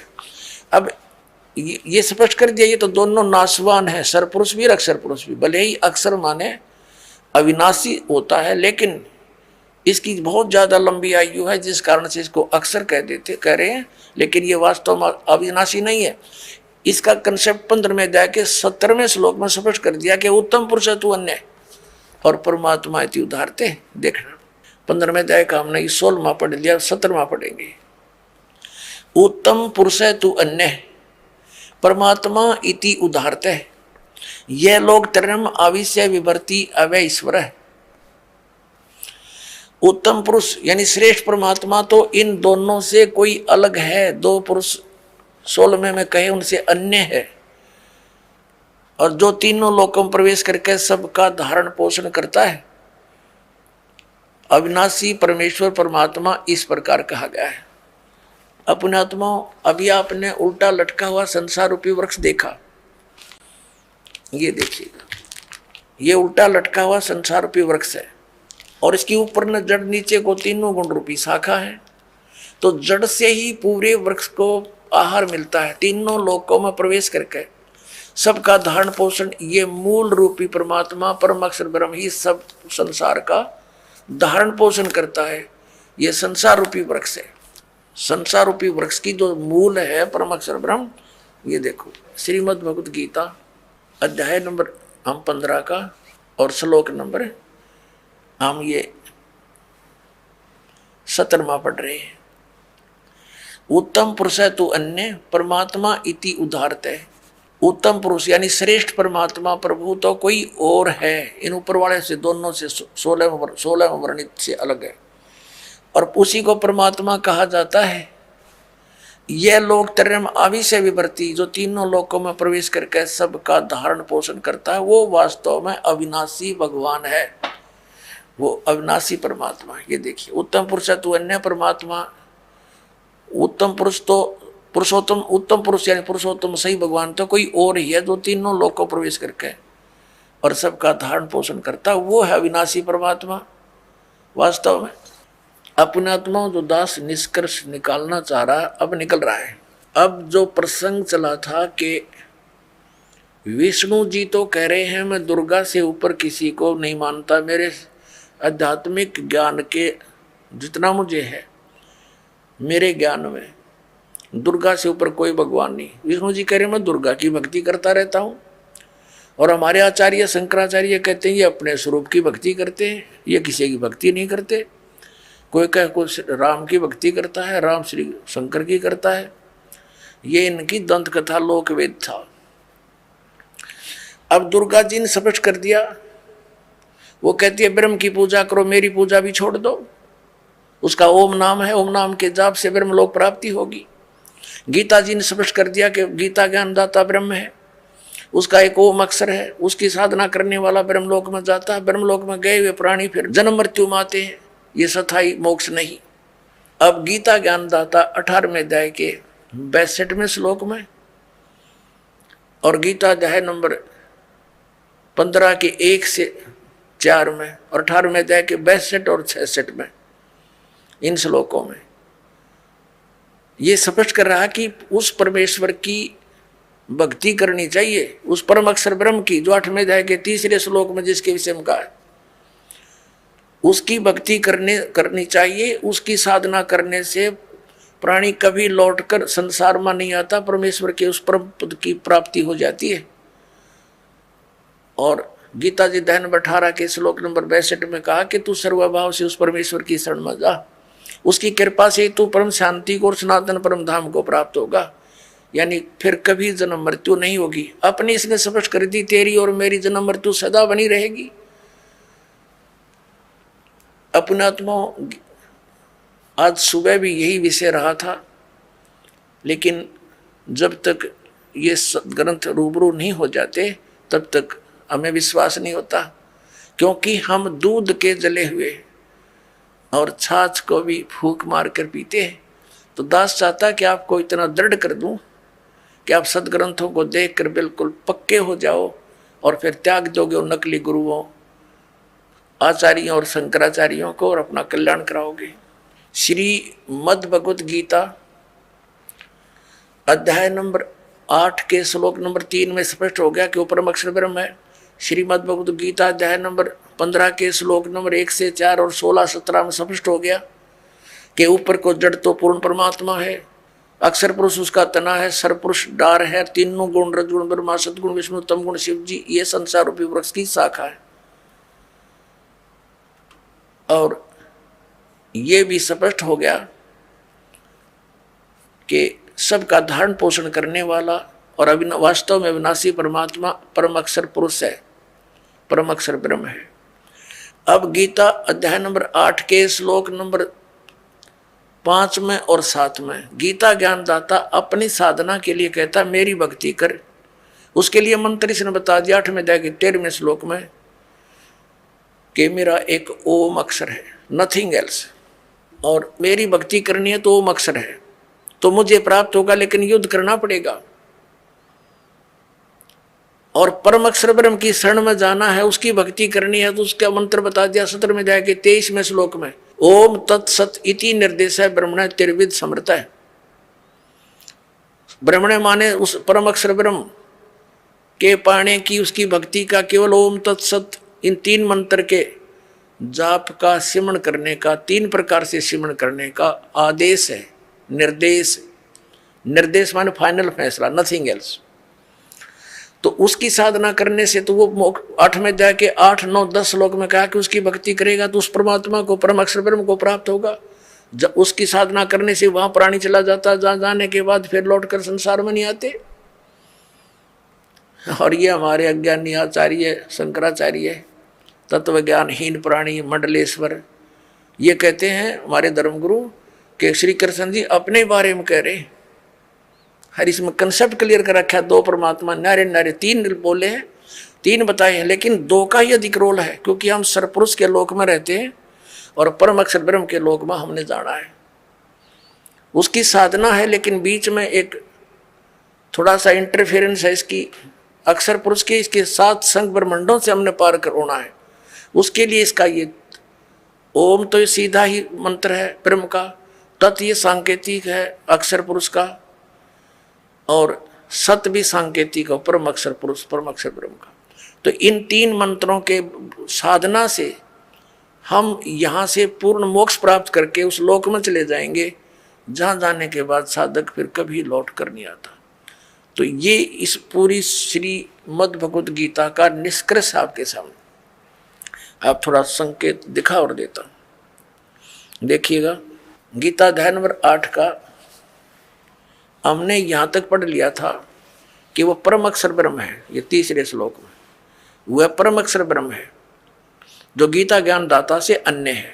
और यहाँ गीता ज्ञान दाता कहता है 8वें अध्याय के और ये 5वें श्लोक में कि जो पुरुष अंत काल में मुझे ही समन करता हुआ शरीर त्याग कर जाता है वह साक्षात मेरे रूप को प्राप्त होता है। साक्षात रूप नहीं, मद भावम याति, मेरे वाले भाव में को प्राप्त होता है, इसमें कोई संशय नहीं।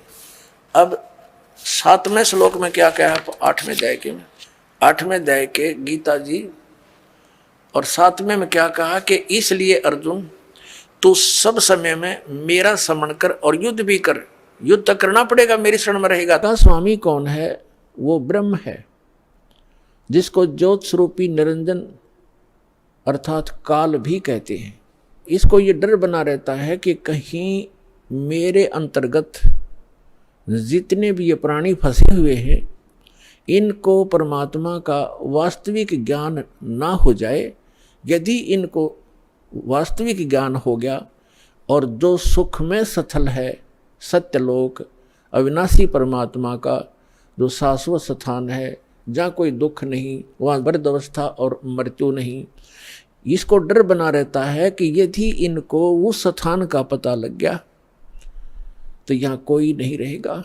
जिस कारण से ये कुछ पुण्य आत्मा होती हैं उनको यहाँ भेज देता है, उनको गुरु पद प्राप्त करवा देता है।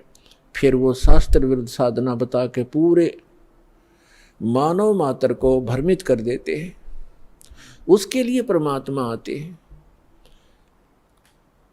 जो पवित्र चारों वेद हैं ये गॉड गिवन है, कबीर गॉड गिवन, कबीर परमात्मा के द्वारा दिया हुआ ज्ञान है।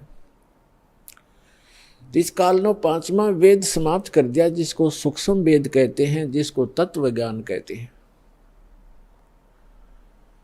उसकी पूर्ति के लिए, उसके अभाव से जो हम यहाँ भटक रहे हैं उसकी पूर्ति के लिए परमात्मा स्वयं आते हैं।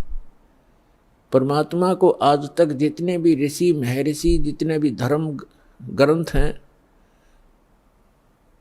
जितने भी ऋषि महर्षि हैं उन्होंने निराकार बताया है कि उसका कोई आकार नहीं है। और जितने भी हमारे धर्म ग्रंथ हैं उन्होंने परमात्मा को साकार बताया है, नर आकार बताया है, सहशरीर बताया है, उसका नाम कबीर बताया है। तो ब्रह्मा जी भी अपनी माता दुर्गा जी से कहते हैं कि माता जी जब मैं वेद पढ़ता हूँ और फिर आपका अनुभव सुनता हूँ और मैं भी अभ्यास करके जो अनुभव करता हूँ उसमें बहुत विरोधाभास है, वो कुछ विपरीत ही ज्ञान है और हमारा जो अनुभव है वो उसके विपरीत है। तो दुर्गा जी को भी सख्त हिदायत है इस काल भगवान की, क्योंकि ये इसकी पत्नी है ब्रह्म की। इसको सख्त हिदायत है कि वास्तविक जानकारी उस परमात्मा की कभी नहीं बताना। तो ये भी अपने पुत्रों को यथार्थ ज्ञान ना बता करके इसी की महिमा सुनाती है कि वो तो निराकार है, वो सामने आता नहीं, वो कभी दिखाई नहीं देता। और वेदों में परमात्मा को नर आकार लिखा है, सहशरीर लिखा है, और ऊपर बैठा ऊपर के लोक में जैसे राजा विराजमान होता है सिंहासन के ऊपर, सिर पे मुकुट होता है, सिर पर मुकुट है परमात्मा के सफ़ेद कलर का, और ऊपर एक छत्र है मालिक के, बहुत चमक है उसमें। जैसे यहाँ झिलमिल झिलमिल होती है ऐसे उस परमात्मा के मुकुट और छत्र के अंदर झिलमिल होती है। कभी उसका सुनहरी रंग बन जाता है, कभी वाइट बिल्कुल सफ़ेद कलर हो जाता है। तो इस प्रकार उस परमात्मा की स्थिति है और वेद भी यही बताते हैं। तो वेद जो हैं, जो 4 वेद हैं, ये परमात्मा की महिमा तो बताते हैं कि परमात्मा ऐसा है, उसका ये रूप है, वो कहाँ रहता है, वो क्या लीला करता है, लेकिन वो मिलता कैसे है ये वर्णन इन 4 वेदों में नहीं है। फिर इसके बिना ये वेद क्या है? फिर जैसे किसी ने बता दिया आपके अमुक रोग है, उसके ये लक्षण हैं, और औषधि है नहीं, तो खाक बताया, वो क्या फायदा हुआ उस रोग के बताने का। तो वेद जो है, वेद दोनों काम करता है, रोग भी बताता है, उसके लक्षण भी बताता है, और अचूक औषधि भी रखता है, तो उससे लाभ होगा। ये दास है रामपाल दास इस विश्व में आज के दिन परमात्मा के कंप्लीट स्पिरिचुअल नॉलेज लेकर आया है, कबीर भगवान का दिया हुआ।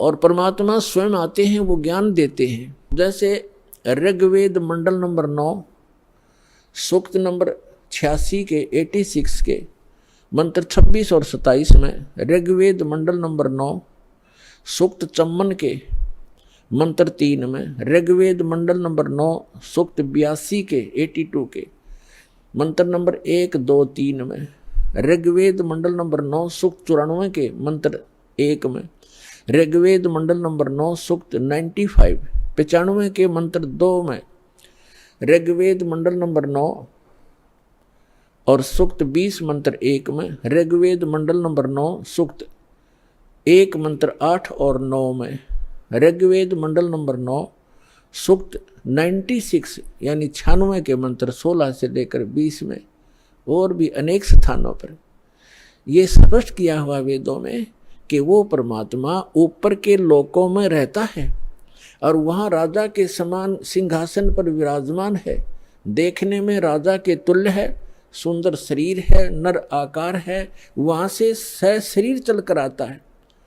और वो 3 प्रकार से लीला करता है अपने सभी आत्माओं को यथार्थ ज्ञान देने के लिए, हमें यहाँ धारण पोषण करने के लिए, हमारी संभाल करने के लिए वो 3 प्रकार का शरीर अपना बनाता है।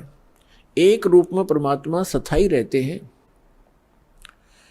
ऊपर के लोक में, सबसे ऊपर के स्थान पर एक बहुत बड़ा गुम्बद है मंदिर नुमा, और उसके सेंटर में परमात्मा का तख्त है। तख्त मीन सिंहासन, जैसे कहा करते ना दिल्ली के तख्त पर बाबर बैठा इतने सन में, तख्त मीन सिंहासन पर। तो वो बीच में बैठे परमात्मा सिंहासन पर, और सिर पर छत्र है जैसे आप ऊपर देख रहे हैं, और सिर पे मुकुट है परमात्मा के, देखने में राजा के समान है परमात्मा। वहाँ से तो एक प्रकार वहाँ उस शरीर में है, और उन परमात्मा का नर आकार है, मनुष्य सदृश है वो। उनके एक रोम में, एक रोम कहते हैं बाल में, एक रोमकूप समझो, एक रोमकूप में करोड़ों सूर्य मिला दे और करोड़ चंद्रमा की रोशनी, दोनों मिला करके मिली जुली रोशनी भी एक रोम के बराबर नहीं है। शोभा है परमात्मा के शरीर की, इतनी शोभा है। और वही परमात्मा अपना अन्य रूप धारण करके 2 और स्थिति मेंटेन करता है। एक तो प्रत्येक युग में, सतयुग, त्रेता, द्वापर और कलयुग में, प्रत्येक युग में एक लीला करता है। ऊपर के अपने लोक से आता है, अन्य रूप धारण करता है, और एक कमल के फूल के ऊपर, कमल का फूल जल में होता है, कमल के फूल के ऊपर आकर के परमात्मा विराजमान हो जाते हैं नवजात शिशु के रूप में। और वहां से उनको निसंतान दंपति उठा ले जाते हैं, और धीरे धीरे परमात्मा एक लीला में शरीर से अपने लीला करते हुए बड़े होते हैं। एक जन साधारण जैसी भूमिका करते हैं, अपने हाथों से निर्वाह करके वक्त अनुसार, योग अनुसार, जैसे भी उस समय क्रियाएं होती हैं, अपना एक आम नागरिक की तरह, एक भक्त की तरह रहते हुए अपना जीवन व्यापन करते हैं, अपना निर्वाह करके दिखाते हैं। और फिर वो धीरे धीरे बालक रूप थोड़ा सा बड़े होते हैं, 5-4 वर्ष की आयु में ही बड़े बड़े विद्वानों को अध्यात्म ज्ञान में पराजित कर देते हैं, उनके छक्के छुड़ा देते हैं। फिर वो बड़े होकर के तत्वदर्शी संत कहलाते हैं, अपनी महिमा आप ही बताते हैं। अपनी महिमा को वो लोकोक्तियों के माध्यम से, दोहों के माध्यम से और शब्दावली के माध्यम से, यानी पद्य भाग में सुनाते हैं। जिस कारण से वे एक कवियों में से भी एक प्रसिद्ध कवि की पदवी प्राप्त करते हैं, लेकिन वो होते हैं परमात्मा। क्योंकि कवियों के ज्ञान में, उस ज्ञान से पता चलता है कवि अपने स्तर की केवल एक पोइम बना सकते हैं, अध्यात्म ज्ञान नहीं बता सकते। और कबीर परमात्मा को कवि कहने लगे हम अज्ञानता से। उन्होंने जो ज्ञान दिया है वो 4 वेद, 18 पुराण, 6 शास्त्र, महाभारत, श्रीमद् भगवद गीता, कुरान और पुराण बाइबल, इन सभी का एक मिला जुला ज्ञान है। जो उनके अंदर ज्ञान है वो तो ज्ञान इसमें है ही है, परमात्मा के द्वारा दिए ज्ञान में। जो उनके अंदर ज्ञान उपलब्ध नहीं है, जो भक्ति विधि नहीं है और वो तत्व ज्ञान है, वो भी बता रखा है। तो वो परमात्मा थे, भले ही हम उनको कवि कहने लगे। तो जिस प्रकार परमात्मा दूसरी प्रकार की जो स्थिति है, प्रत्येक युग में एक बालक रूप धारण करते हैं, धीरे धीरे बड़े होते हैं। तो उस समय जब वो बालक रूप में प्रकट होते हैं, ये भी एक उनका उन भगवान के पहचानने के लक्षण हैं कि वो बचपन में किसी माँ का दूध नहीं पीते, कंवारी गायों का दूध पीते हैं। तो कंवारी गायों के दूध से उनके परवरिश की लीला होती है। ये वेद बताते हैं। ऋग्वेद मंडल नंबर 9 सूक्त नंबर 1 मंत्र 8 और 9 में ये दोनों प्रमाण हैं।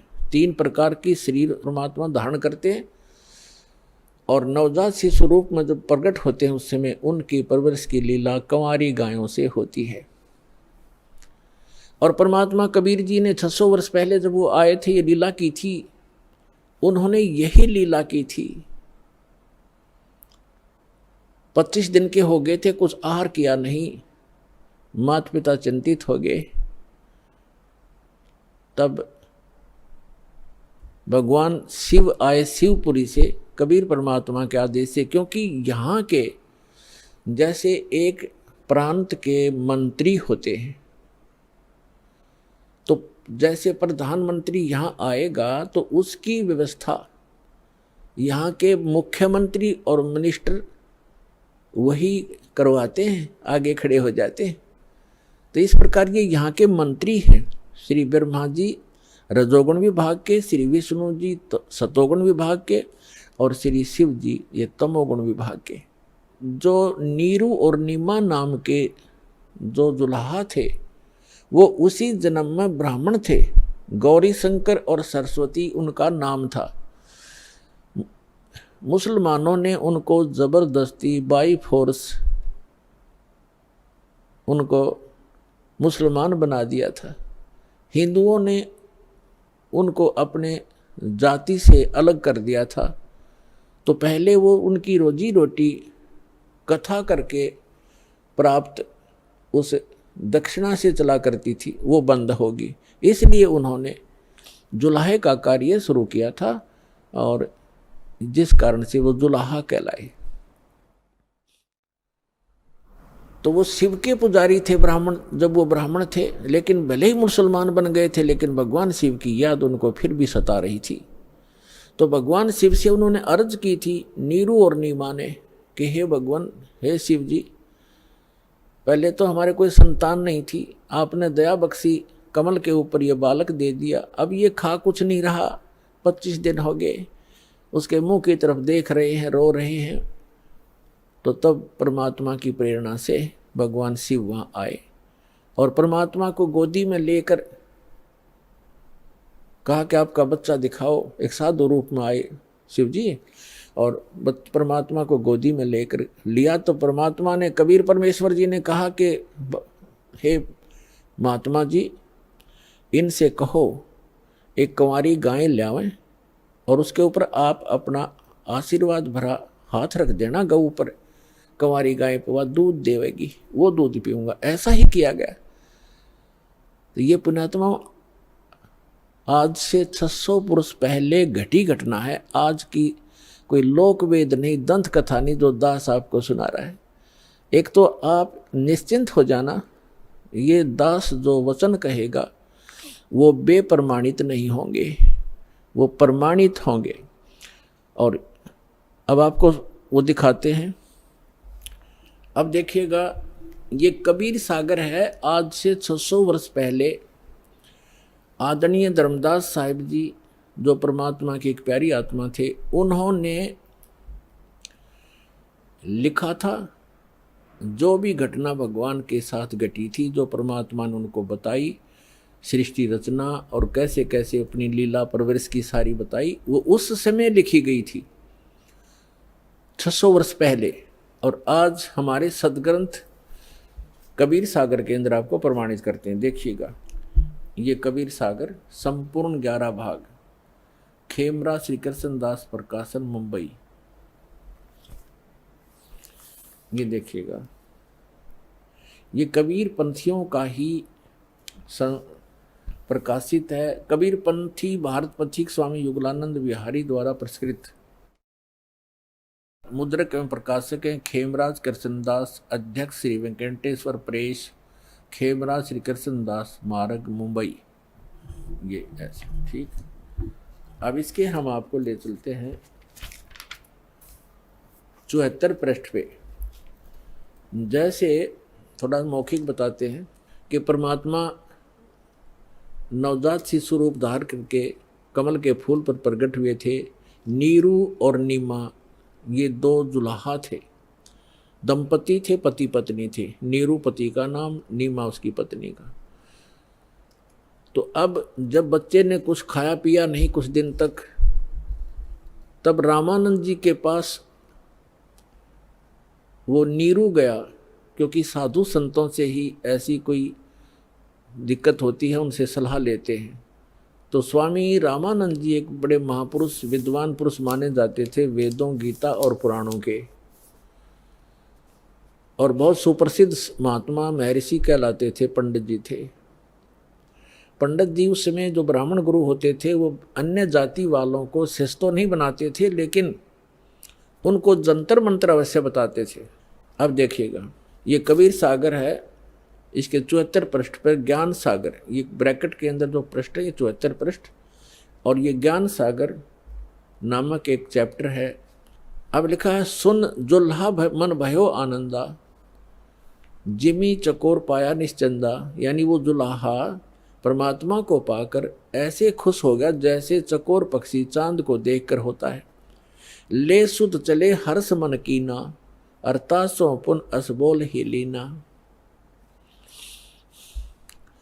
सुत काशी को ले चले लोग देखण तय आव, अन्न पानी भक्सै नहीं, भखै नहीं, अन्न पानी खावे नहीं, जुल्हा शोक मनावे। अब जब परमात्मा को नीरू और नीमा लेकर आ गए, ऐसा सुंदर शरीर था परमात्मा का कि कोई बच्चा उन जैसा खूबसूरत नहीं था, जिस कारण से आसपास के नगरी के सभी लोग उसको देखने के लिए आने लगे। और नीरू और नीमा को चिंता बनी हुई थी कि बालक कुछ खा नहीं रहा, ये कुछ दिन का ही मेहमान है, वो इससे दुखी थे। देखिएगा, सुत काशी को ले चले लोग देखण तय आव, अन्न पानी बख्शै नहीं, दुल्हा शोक मनावे। कुछ खा नहीं रहा इसलिए दुल्हा दुखी हो रहा था। तब दुल्हा मन कीन दीवाना, रामानंद सो कही उत्पाना। स्वामी रामानंद जी के पास जाकर सारा कुछ कहानी बताई। मैं सुत पायो बढ़ा गुणवंता, कारण कौन बखै नहीं संता। कि हे महात्मा जी, क्या कारण है, वो कुछ खा नहीं रहा। रामानंद ध्यान तब धारा, जुल्हा सो तब वचन उचारा। ये बात कही दुल्हाए को, पूर्व जन्म में ते ब्राह्मण जाति, और हर सेवा की नहीं बलबाती। कुछ तब सेवा हर की चूका, ताते भयो दुल्हा का रूपा। प्रीति प्रभु गह तोर लेनी, ताते उद्धान में सुत तो दीना। तो पिछले जन्म में ब्राह्मण था, तो कोई भगवान की भक्ति भूल गया, कोई चूक पड़ गई तेरे ते, जिस कारण से तू ब्राह्मण से दुल्हा बन गया। और तेरी उस प्रीति को देखकर भगवान ने आपको जंगल में ये पुत्र दे दिया। प्रीति प्रभु गह तोर लीना, ताते उद्धान में तो सुत तो दीना। अब ये नूरी नहीं है, नीरू है, ये मिसप्रिंट है कई जगह। हे प्रभु जस कीन्हो तस पायो।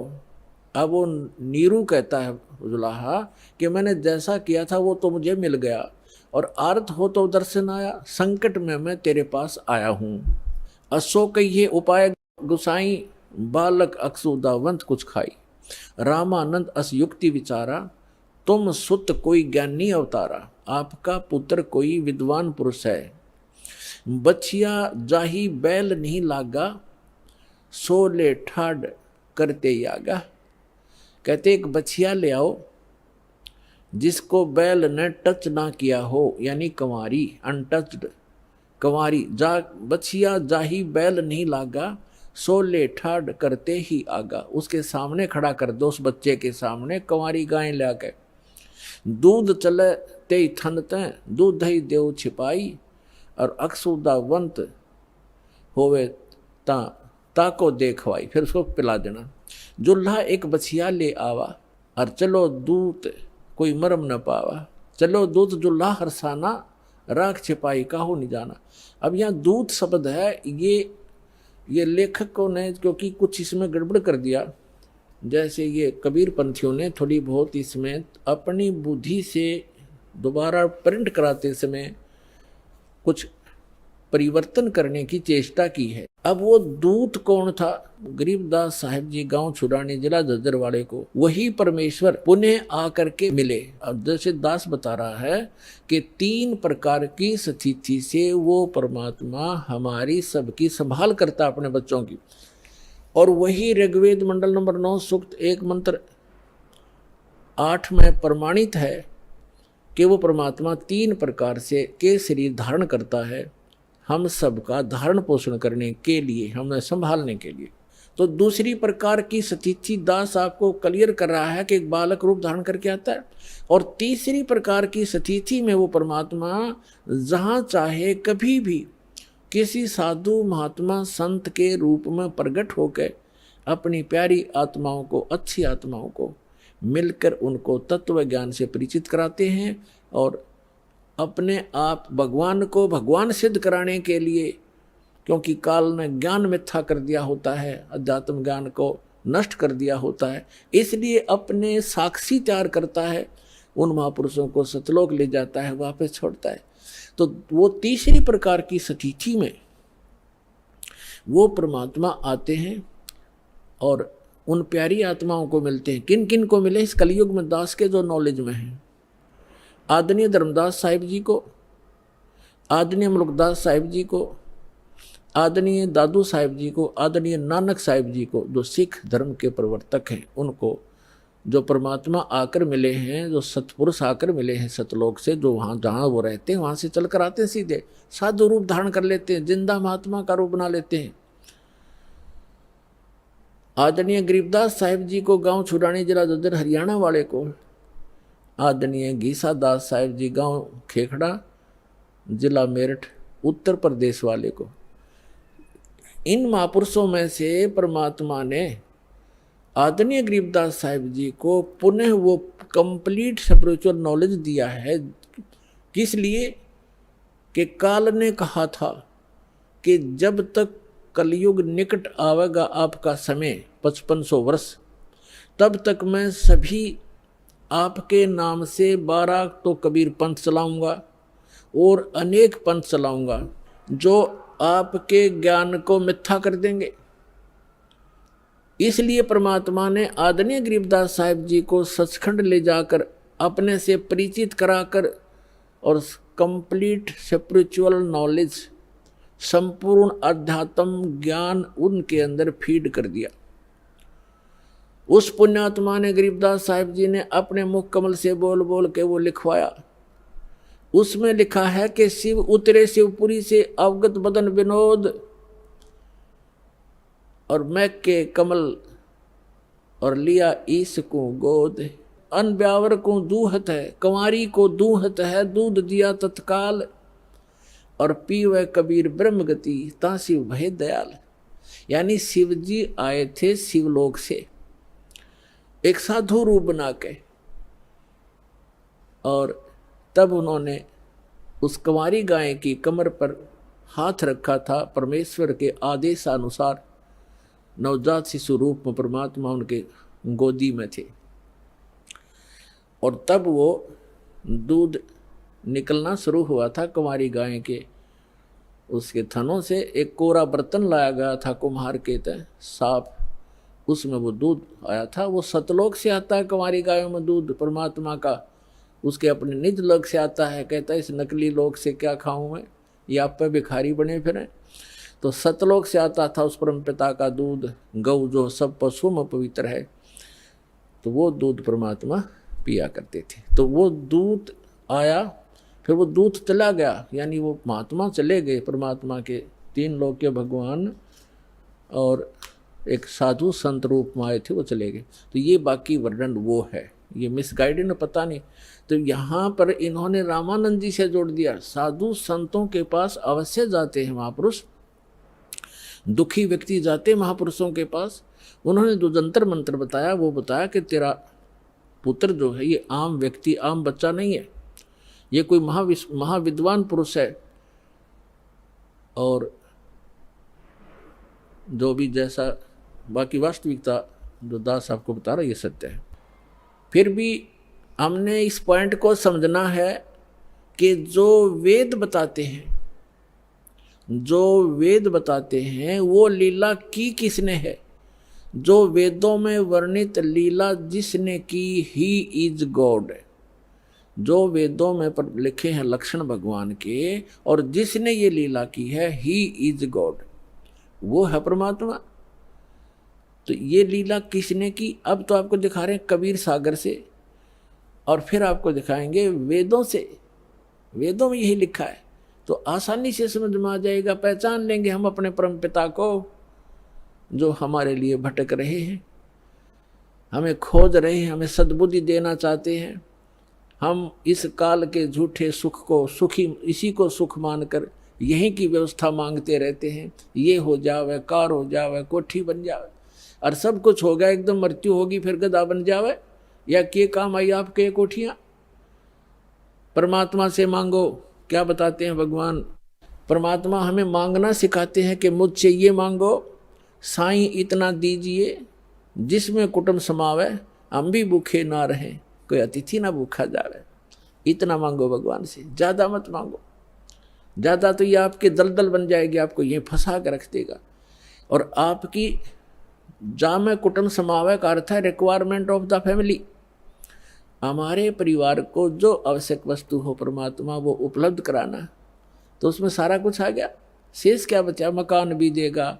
आजकल जो कलयुग है इसमें गाड़ी चाहिए, गाड़ी भी देगा भगवान। अब इतना ही मांगो जामे कुटुंब समावे और हम भी भूखे ना रहे। बस अब जब अकाल गिरा करते थे, कहते हैं दिल्ली के बादशाह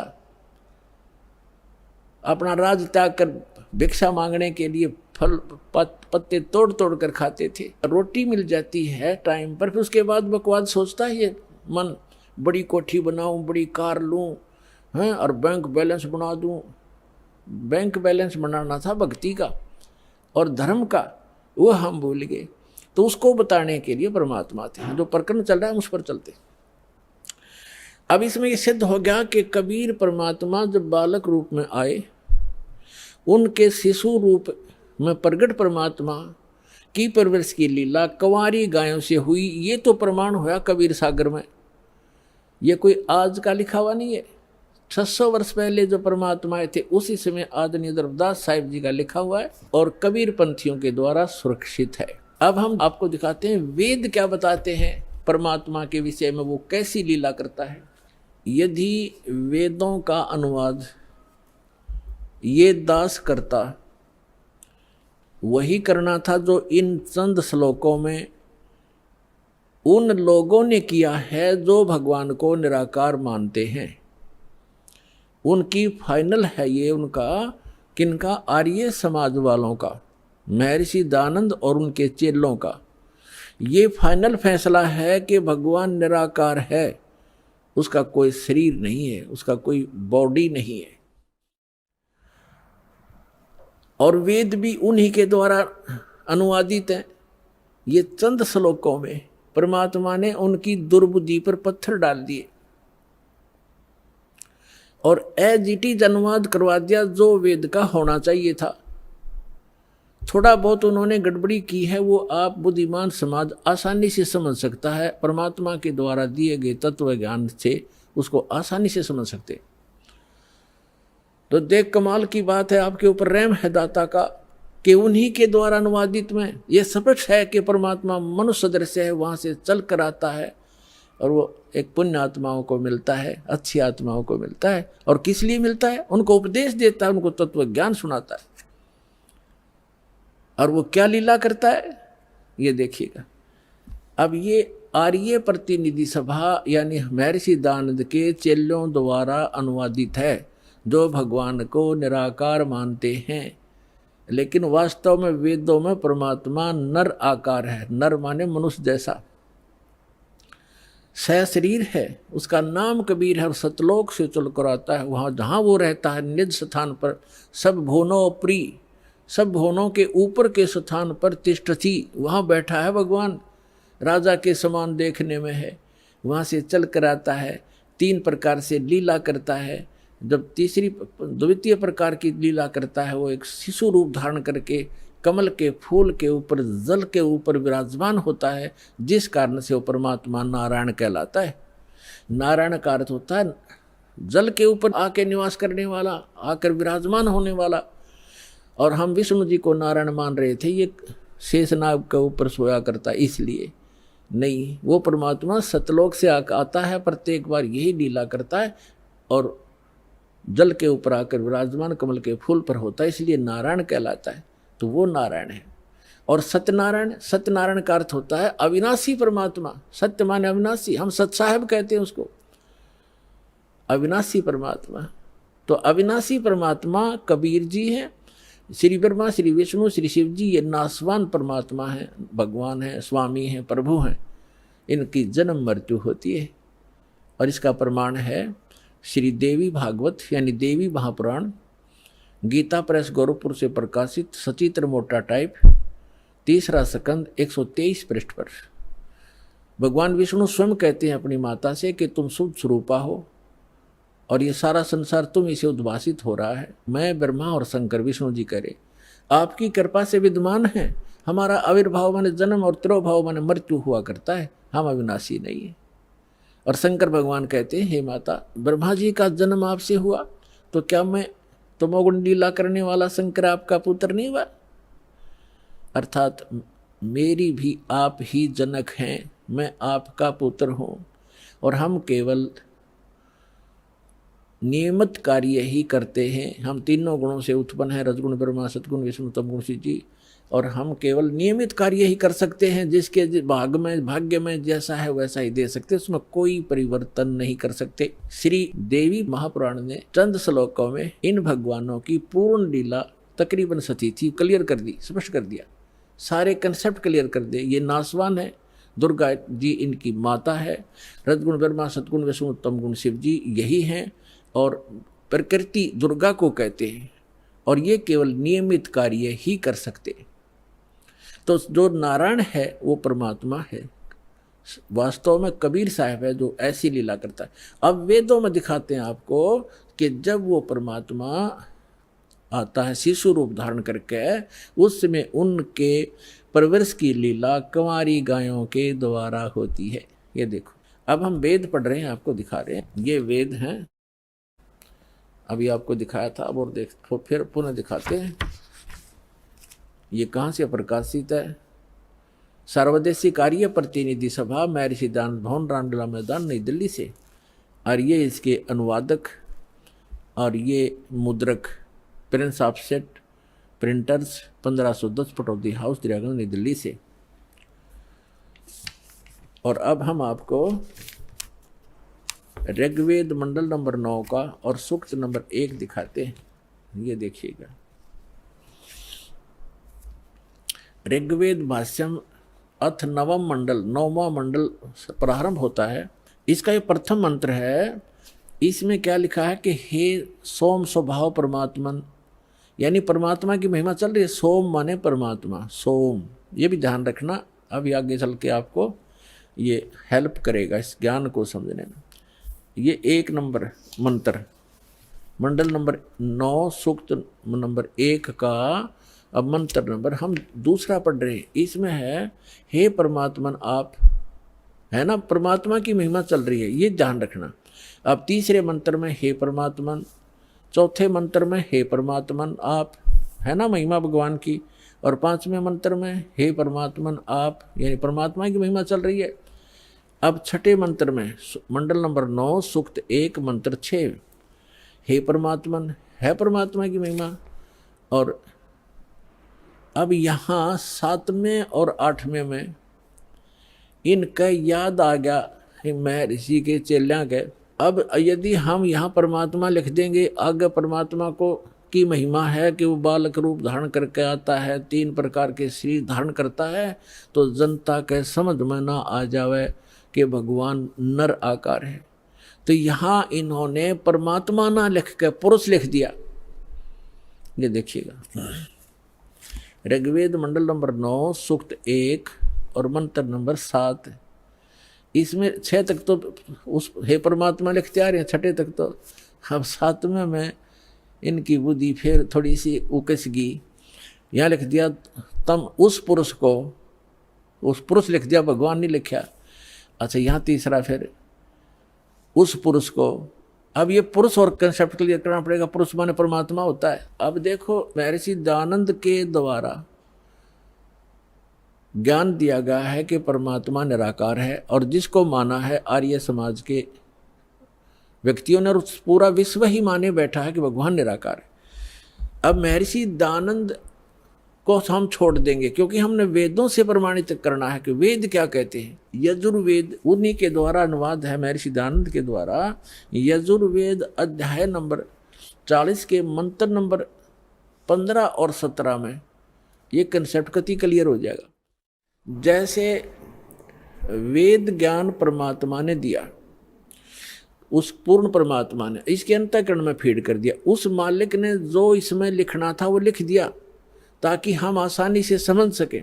जिसने आगे वेदों को फिर बताया है, दिया है, समझाया है, उसमें लिखा है कि वेद ज्ञान दाता ये कहता है। अब वेद ज्ञान दाता, अब ये यहाँ काल माना जाएगा ब्रह्म, क्योंकि इसने आगे प्रदान किए हैं और इसको भगवान उस परम पिता ने दिए हैं, इसलिए ये गॉड गिवन है। और आगे जो इसने दिया है वो इस ब्रह्म के द्वारा दिए गए, इसलिए ये ब्रह्म गिवन भी कहे जाते हैं, गीता और ये दोनों वेद। तो यहाँ 40वें अध्याय के 15वें श्लोक में ये खुद कहता है कि मेरा ते कोम नाम है, और 17वें में भी यही स्पष्ट करता है कि मेरा ते कोम नाम है। और वो परमात्मा गुप्त है, वो पुरुष माने परमात्मा पूर्ण ब्रह्म ऊपर रहता है, वो गुप्त है। ये देखना, यजुर्वेद उठा लिया, ऋग्वेद रख दिया, और महर्षि दयानंद सरस्वती ये वही है सार्वदेशिक कार्य प्रतिनिधि सभा, महर्षि 2/5 महर्षि दयानंद भवन, रामलीला मैदान, नई दिल्ली से। यजुर्वेद आर्य भाष्य महर्षि दयानंद सरस्वती, मुद्रक है Prince officer printers 1510 Pataudi house Daryaganj, नई दिल्ली से। ये यहाँ से छपा है। यजुर्वेद का अंतिम अध्याय है 40वां, इसमें टोटल 40 अध्याय है, 40 ओनली, और इसमें 40वें अध्याय में 17 मंत्र हैं, और इसमें पूरे यजुर्वेद का लगभग निष्कर्ष है। अब देखो ये यजुर्वेद अध्याय नंबर 44 40वां अध्याय है। 40वें अध्याय का ये 15वें मंत्र में वेद ज्ञान दाता कहता है कि वायु अनिलम अमृतम अथिदम भस्मांतम शरीरम ओम करतो समर किलबे समर करतुम समर। ओम नाम का जाप काम करते करते सिमरण करो। कलबे माने कलबलाहट के साथ, कसक के साथ एक समरण करो, और कर्तुम माने अपना मूल कर्तव्य जानकर मनुष्य जीवन का ओम नाम का सिमरण करो। ये तो ब्रह्म तक की साधना है। और वायु अनिलम अमृतम अथिदम भस्मांतम शरीरम, यानी जब आपके प्राण समाप्त होंगे उस समय इस ओम नाम के जाप से जितना अमृतम अमृतो यानी आपको जितनी गति होनी है वो मिलेगी। अब इसका प्रमाण आपने श्रीमद् भगवत गीता अध्याय नंबर 8 के श्लोक नंबर 13 में मिलेगा कि गीता ज्ञान दाता भी ये ब्रह्म ही है। श्री कृष्ण जी में प्रवेश करके बोल रहा है, ये कह रहा है कि ओम इति एकाक्षरम ब्रह्म व्यवहारण माम अनुसमरण यह प्रयाति तजन देहम स याति परमाम गतिम। माम ब्रह्म, मुझ ब्रह्म का। अब यहाँ ये भी कंसेप्ट क्लियर करना पड़ेगा। पुण्यात्माओं, आज तक ये लोक वेद दंत कथा सुनते सुनते हम बहरे हो गए और हम ढीठ हो गए, उस ज्ञान को कति कंप्लीट मान बैठे, जो हमने सुना वो फाइनल है। और सभी भ्रमित है, कोई स्थिर नहीं है। किसी को भी कोई कुछ कह देता वो भी हाँ ठीक ऐसा भी है, ऐसा भी है, क्योंकि हम स्वयं अपने सदग्रंथों से परिचित नहीं। और दास का उद्देश्य है कि आपको अपने ही सदग्रंथों से परिचित करा के इनका मास्टर बना दूं, ताकि आप भ्रमित ना हो। जैसे श्रीमद् भगवत गीता अध्याय नंबर 2 के श्लोक नंबर 53 में कहा कि अर्जुन, जब भिन्न भिन्न प्रकार के भ्रमित करने वाले वचनों से, ज्ञान से आपकी बुद्धि हटकर एक परमात्म ज्ञान पर स्थिर हो जाएगी, उस परमात्मा के ज्ञान पर स्थिर हो जाएगी, तब तू योग को प्राप्त होगा, तब तो तू भगत बनेगा, यानी भक्ति योग्य होगा। तो जब तक आप भ्रमित हैं, कोई कुछ कह देता वो भी ठीक, वो कहता वो भी ठीक, तो तब तक आप भक्त नहीं बन सकते, आप सफल नहीं हो सकते। तो दास चाहता कि आपकी ये सारी भ्रमणा और अज्ञान मिटा के एक परमात्म उस तत्व ज्ञान पर स्थिर कर दूं, जिसके लिए आपको परमात्मा ने शिक्षित बनाया, आपके ऊपर रहम किया। और दूसरा रहम ये किया कि ये इंस्ट्रूमेंट, ये उपकरण बनवा दिए इलेक्ट्रॉनिक, ये प्रोजेक्टर, सीडी, टेलीविज़न मीडिया, जो इलेक्ट्रॉनिक मीडिया, ये आपके लिए तैयार करवाया परमात्मा ने कि आज घर बैठे आप सत्संग समझ सकते हो, वेदों को जान सकते हो और सभी सदग्रंथों को आप समझ सकते हो। और जब तक आप स्वयं अपनी आँखों से सदग्रंथों को नहीं देखोगे, नहीं जानोगे, तो ये काल के जितने भी भ्रमित करने वाले संत भेजे गए हैं, ये आपको ऐसे ही मिसगाइड करके उद्देश्य से वंचित कर देंगे। तो अब दास दाता कि इनकी दाल नहीं गलेगी। आप शिक्षित हैं, बेटा बेटी भाई बहन सब शिक्षित हैं और सदग्रंथ हमारे पास है। तो अब एक ये समझो कि आपका जीवन का उद्देश्य क्या है, ये समझ में आओगा सत्संग से। जीवन, मनुष्य जीवन का उद्देश्य केवल मोक्ष कराना है, या कोठी बनाना, बंगले बनाना, कार खरीद कर रख देना, ये नहीं है। ये तो एडिशनल है, बाई प्रोडक्ट है भक्ति का, जो दास आपको भक्ति देगा, परमात्मा की दी हुई। इस साधना से आप जो सुख वैसे सारा जीवन खोजने में लगे रहते हो, प्राप्त करने में, वो नहीं मिलते। तो इस भक्ति का वो बाई प्रोडक्ट है, वो तो आपको वैसे ही मिलेंगे।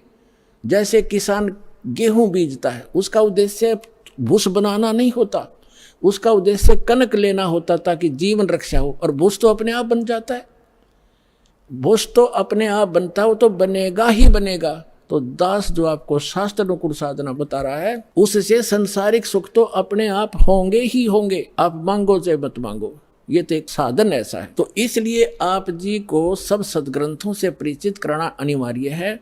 अब ये जो यजुर्वेद अध्याय नंबर 40 के मंत्र नंबर 15 और 17 को समझने के लिए ये श्रीमद् भगवत गीता आपका घना सहयोग देगी, क्योंकि श्रीमद् भगवत गीता चारों वेदों का सारांश है और सिंपल लैंग्वेज में है, वेदों से भी सिंपल लैंग्वेज में है ये।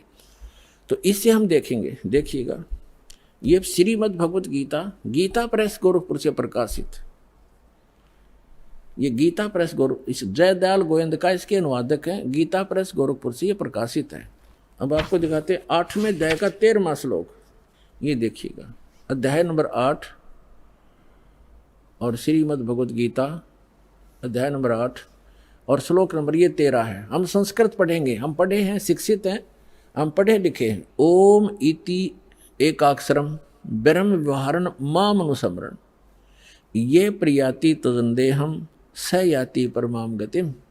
13वां, इसका अर्थ है कि माम ब्रह्म, जो गीता ज्ञानदाता श्री कृष्ण में बोल रहे हैं, माम ब्रह्म, मुझ ब्रह्म का, ओम इति एकाक्षर, ये ओम एक अक्षर है, नथिंग एल्स, और व्यवहारण अनुसमरण उच्चारण करके सिमरण करता हुआ, ये प्रियाति तजंदेहम, सांस यानी शरीर छोड़कर जाते समय भस्मांतम शरीरम, वेद में यजुर्वेद अध्याय नंबर 40 के मंत्र नंबर 15 में भस्मांतम शरीर लिखा है, और इसमें लिखा है ये प्रयाति तजन देहम स याति परमाम गतिम। ओम से मिलने वाली जो परम गति है वो इस तरह प्राप्त होगी, मुझ ब्रह्म का, माम ब्रह्म, मुझ ब्रह्म का, ओम इति एक अक्षरम, ये ओम एक अक्षर है, सुमन करता हुआ, उच्चारण करके सुमन करता हुआ, ये प्रयाति तो जंदे हम जो शरीर छोड़कर जाता स याति परमाम गतिम, वो परम गति को प्राप्त होता। ओम से मिलने वाली परम गति, ओम से मिलने वाली कौन सी परम गति है? ब्रह्मलोक प्राप्त होता है, क्योंकि ये ब्रह्म का सिमरन है, मंत्र है। और 8वें अध्याय के 16वें श्लोक में गीता जी में लिखा कि ब्रह्मलोक में गए हुए प्राणी भी पुनर्जन्म मृत्यु में आते हैं, वो भी पूर्ण मोक्ष प्राप्ति नहीं करते। लेकिन ये कंसेप्ट जो आज इतना ही क्लियर करना था कि ये ओम मंत्र ये ब्रह्म का है, और गीता ज्ञानदाता 8वें अध्याय के 1 में अर्जुन ने प्रश्न किया कि आपने जो 7वें अध्याय के 29वें श्लोक में जिस तत्ब्रह्म की जानकारी दी है, वो तत्ब्रह्म कौन है कि जिसको जानकर प्राणी केवल जरा और मरण से यानी बुढ़ापे के दुख और मृत्यु से छूटने का ही प्रयत्न करते हैं? तो वो किम तत्ब्रह्म, जिसको जानने के बाद प्राणी यहाँ की किसी वस्तु की इच्छा नहीं करता। गीता ज्ञानदाता ने 8वें अध्याय के 3रे श्लोक में कहा कि वो परम अक्षर ब्रह्म है, वो तो परम अक्षर ब्रह्म है, यानी गीता ज्ञानदाता से अन्य वो सुप्रीम पावर है। तो श्रीमद् भगवद गीता अध्याय नंबर 15 के श्लोक 1 से लेकर 4 में, 16 और 17 में स्पष्ट किया हुआ है, इन पूरे ब्रह्मांड की एक सतीथि बताई है कि उल्टा लटका हुआ संसार रूपी वृक्ष है, ऊपर को जो जड़ है वो तो पूर्ण परमात्मा है, सबका धारण पोषण करने वाला वो परम अक्षर ब्रह्म है। और जमीन से जो बाहर दिखाई देता है वो तना, वो जड़ तो प्रोक्ष है, गुप्त है, हिडन है, छुपी हुई है, और बाहर जो दिखाई देता है वो वृक्ष कहलाता है। आइए अब हम उन श्रद्धालुओं के अनुभव जानते हैं जो जगत गुरु तत्वदर्शी संत रामपाल जी महाराज जी से दीक्षा प्राप्त कर चुके हैं तथा उनके द्वारा बताए गए भक्ति मार्ग पर चल रहे हैं। सर नमस्कार। नमस्कार।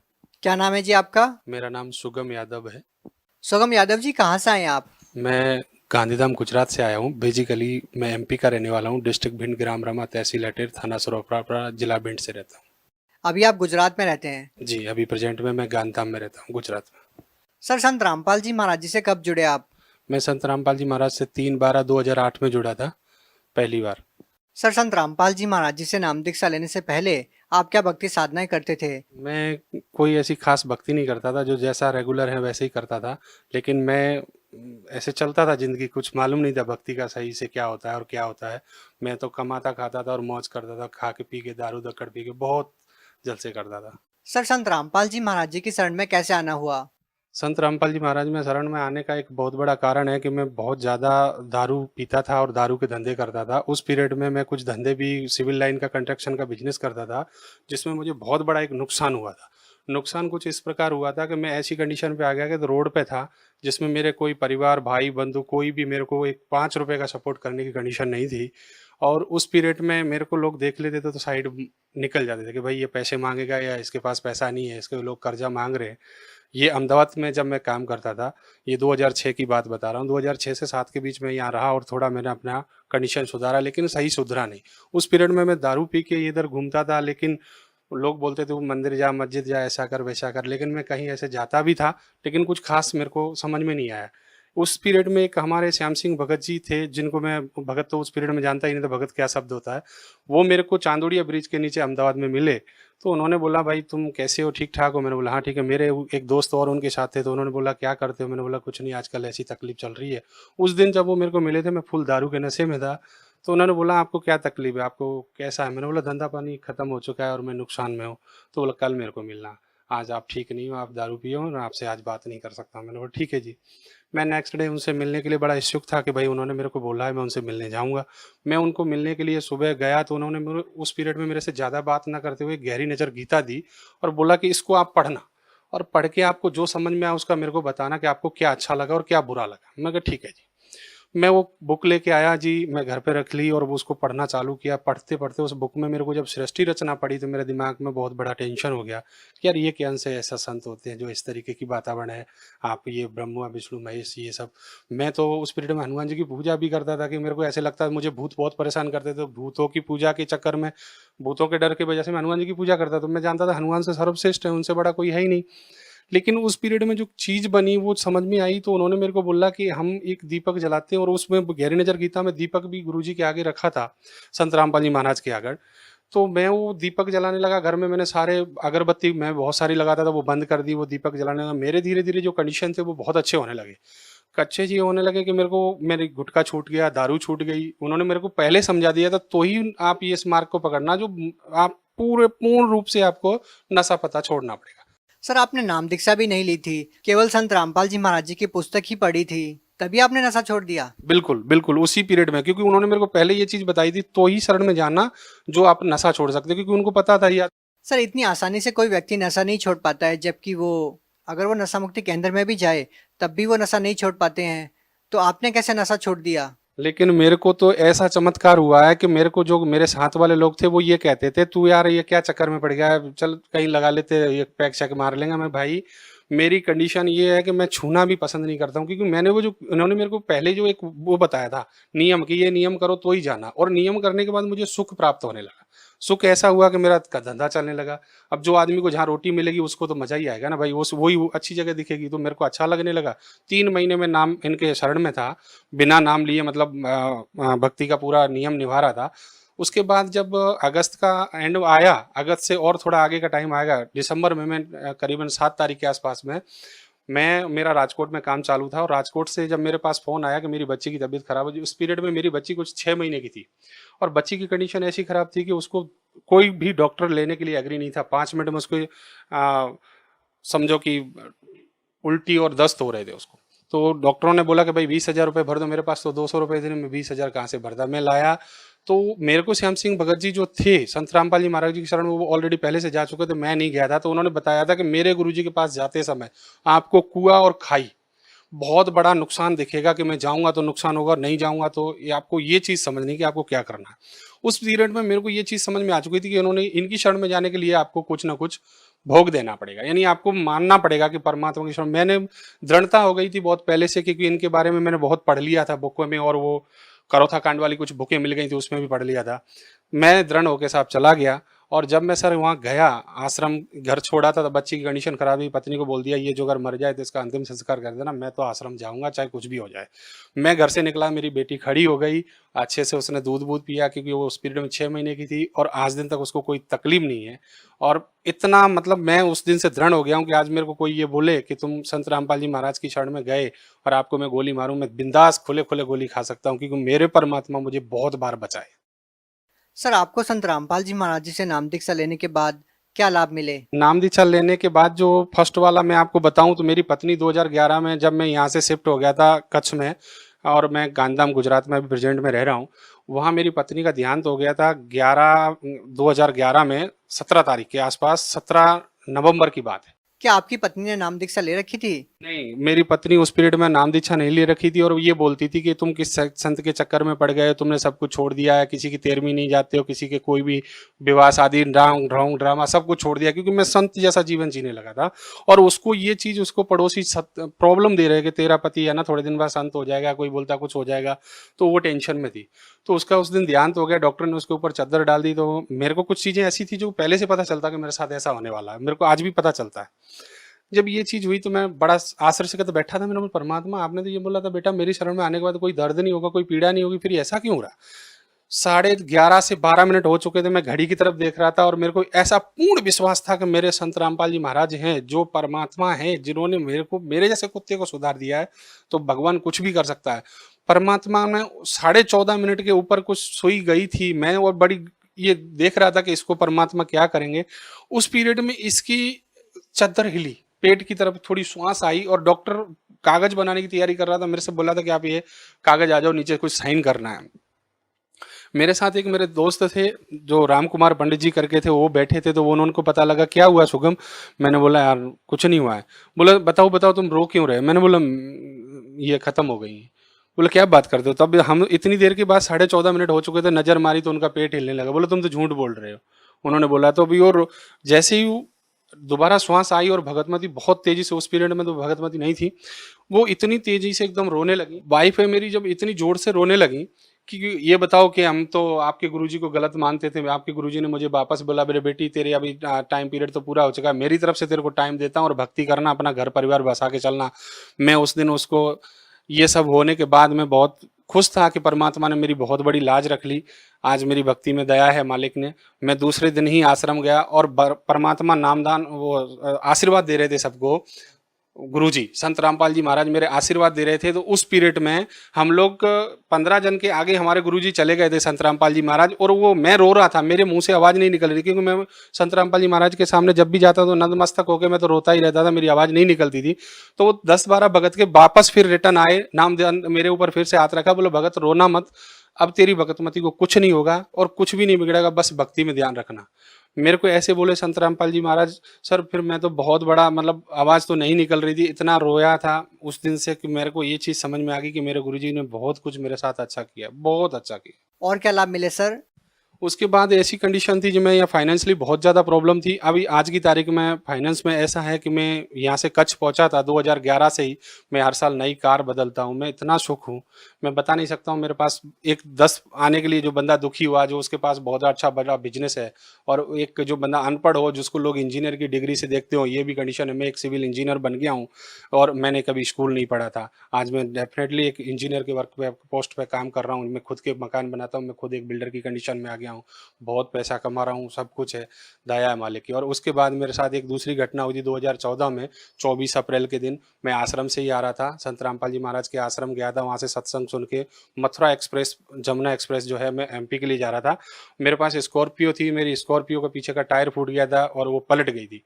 उसमें हम 9 जन थे, पूरी गाड़ी तहस नहस हो गई थी। हम 9 के 9 सत्संग चल रहा था गुरुजी का, क्योंकि मैं कोई भी भक्तिभाव दूसरे चीज़ सुनता नहीं हूँ, परमात्मा संत रामपाल जी के प्रवचनों के अलावा कुछ और चीज़ नहीं सुनता हूँ, मुझे कोई रुचि नहीं है। तो वही चल रहा था, पूरी गाड़ी तहस नहस हो गई थी और गाड़ी का इंजन कहीं अलग था। हम सारे के सारे 9 के 9 में किसी को एक रत्ती, जो बोले ना, एक दाने भर किसी को चोट नहीं आई थी। सब बड़े एकदम खुश थे। लोग गाड़ी देख के लोग बोलते सब मर गए क्या। और बाजू में एक और एक्सीडेंट हुआ पड़ा था, आगरा की तरफ से गाड़ी आ रही थी, उसका डेड बॉडी पड़े थे, तो बोलते थे दोनों गाड़ी टकरा गई क्या। मेरी किसी को कुछ नहीं हुआ और आज दिन तक मुझे कोई तकलीफ नहीं है। सर और कोई लाभ बताना चाहेंगे? मेरे को एक दूसरा लाभ ये है कि आज मैं जो हूँ, जैसी भी कंडीशन में हूँ, वो बहुत बड़ी कंडीशन परमात्मा ने मेरी सही कर रखी है। मेरे पास बहुत कर्जा था, आज मेरे पास कोई 1 रुपये नहीं मांगता, मैं सबका दे चुका हूँ। और मेरा खुद का भी इतना अच्छी फाइनेंशियली हो गई, मैं कभी सोच भी नहीं सकता था मेरे जैसे। और मैं सब, दूसरी बात यह है कि मैं इतना बड़ा नशेलसी आदमी था, दारू के धंधे करने वाला, दारू बेचने वाला, दारू चलाने वाला, चंबल के बहड़ों में डकैतों के साथ घूमने वाला बंदा इस कंडीशन में आ जाएगा, ऐसे किसी ने सोचा नहीं था। आज मेरे परिवार, मेरा गाँव, मेरे को जो उस पीरियड में देखते थे तो वो बोलते थे इससे दूर रहना, ये तो बहुत खतरनाक लड़का है। आज मैं समाज में जाता हूँ, लोग मुझे बहुत इज्जत से बुला के बैठाते हैं, बोलो भाई ये लड़का बहुत अच्छा है। अभी थोड़े दिन पहले की एक छोटी सी बात बताना चाहूँगा आपको कि मेरे पास गाड़ी नहीं थी, मेरी गाड़ी एक सीज हो गई थी जिसका इंजन, और मेरे को MP जाना था शादी में। मेरी पत्नी बोली कि मेरे को है ना गाड़ी के बिना नहीं जाना है, क्योंकि हम लोगों का स्टेटस डाउन होगा। तो मैंने बोला देखो यार, अपन परमात्मा के भक्त कैसे भी चल पड़ेंगे। बोले नहीं, आप परमात्मा से, संत रामपाल जी महाराज से अरदास लगा दी हमारे बच्चों ने और मिसेज ने, हमने सबने। मेरे को 3 दिन के अंदर मैंने नई शिफ्ट कार लेके तब मैं गाँव गया। भगत समाज को क्या संदेश देना चाहेंगे? मैं भगत समाज को यही संदेश देना चाहूँगा। सबसे मेरा संदेश क्या है, मैं तो कुत्ता हूँ परमात्मा का। मैं आप सबसे ये प्रार्थना करता हूँ, देखो मेरे जैसा कुत्ता सुधर सकता है तो आप तो बहुत नेक आत्मा हो, बहुत प्रिय मित्र हो, बहुत अच्छे हो, आप सुधर सकते हो, आपको लाभ मिल सकता है। संत रामपाल जी महाराज की शरण में आओ। मेरे जैसे कुत्ते को इतना धन दे दिया भगवान ने, जो भीख मांगता था, भिखारी था, आज उसको इतने सुख कर दिए। हर 12 महीने में गाड़ी नई चेंज करता है, मन पड़े। मैं आज कुछ 2011 से लेके अभी तक मैंने 24 गाड़ियां चेंज कर ली। इतना सुख मिल रहा है भगवान को, इससे ज्यादा क्या ले सकते। जो कुत्ते को दे दिया, आप तो अनेक आत्मा, आपको सबको देगा भगवान जी। धन्यवाद। सत साहिब।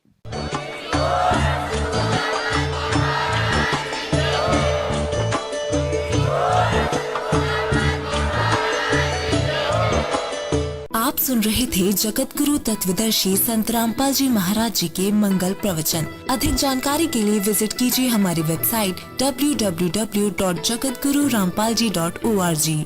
संत रामपाल जी महाराज जी के शुभ आशीर्वाद से पूरे विश्व भर में 500 से भी ज्यादा नाम दीक्षा केंद्र हैं, जिन पर संत रामपाल जी महाराज जी द्वारा ऑनलाइन निशुल्क नाम दीक्षा दी जा रही है। अपने नजदीकी नाम दीक्षा केंद्र का पता करने के लिए संपर्क करें 8222880541।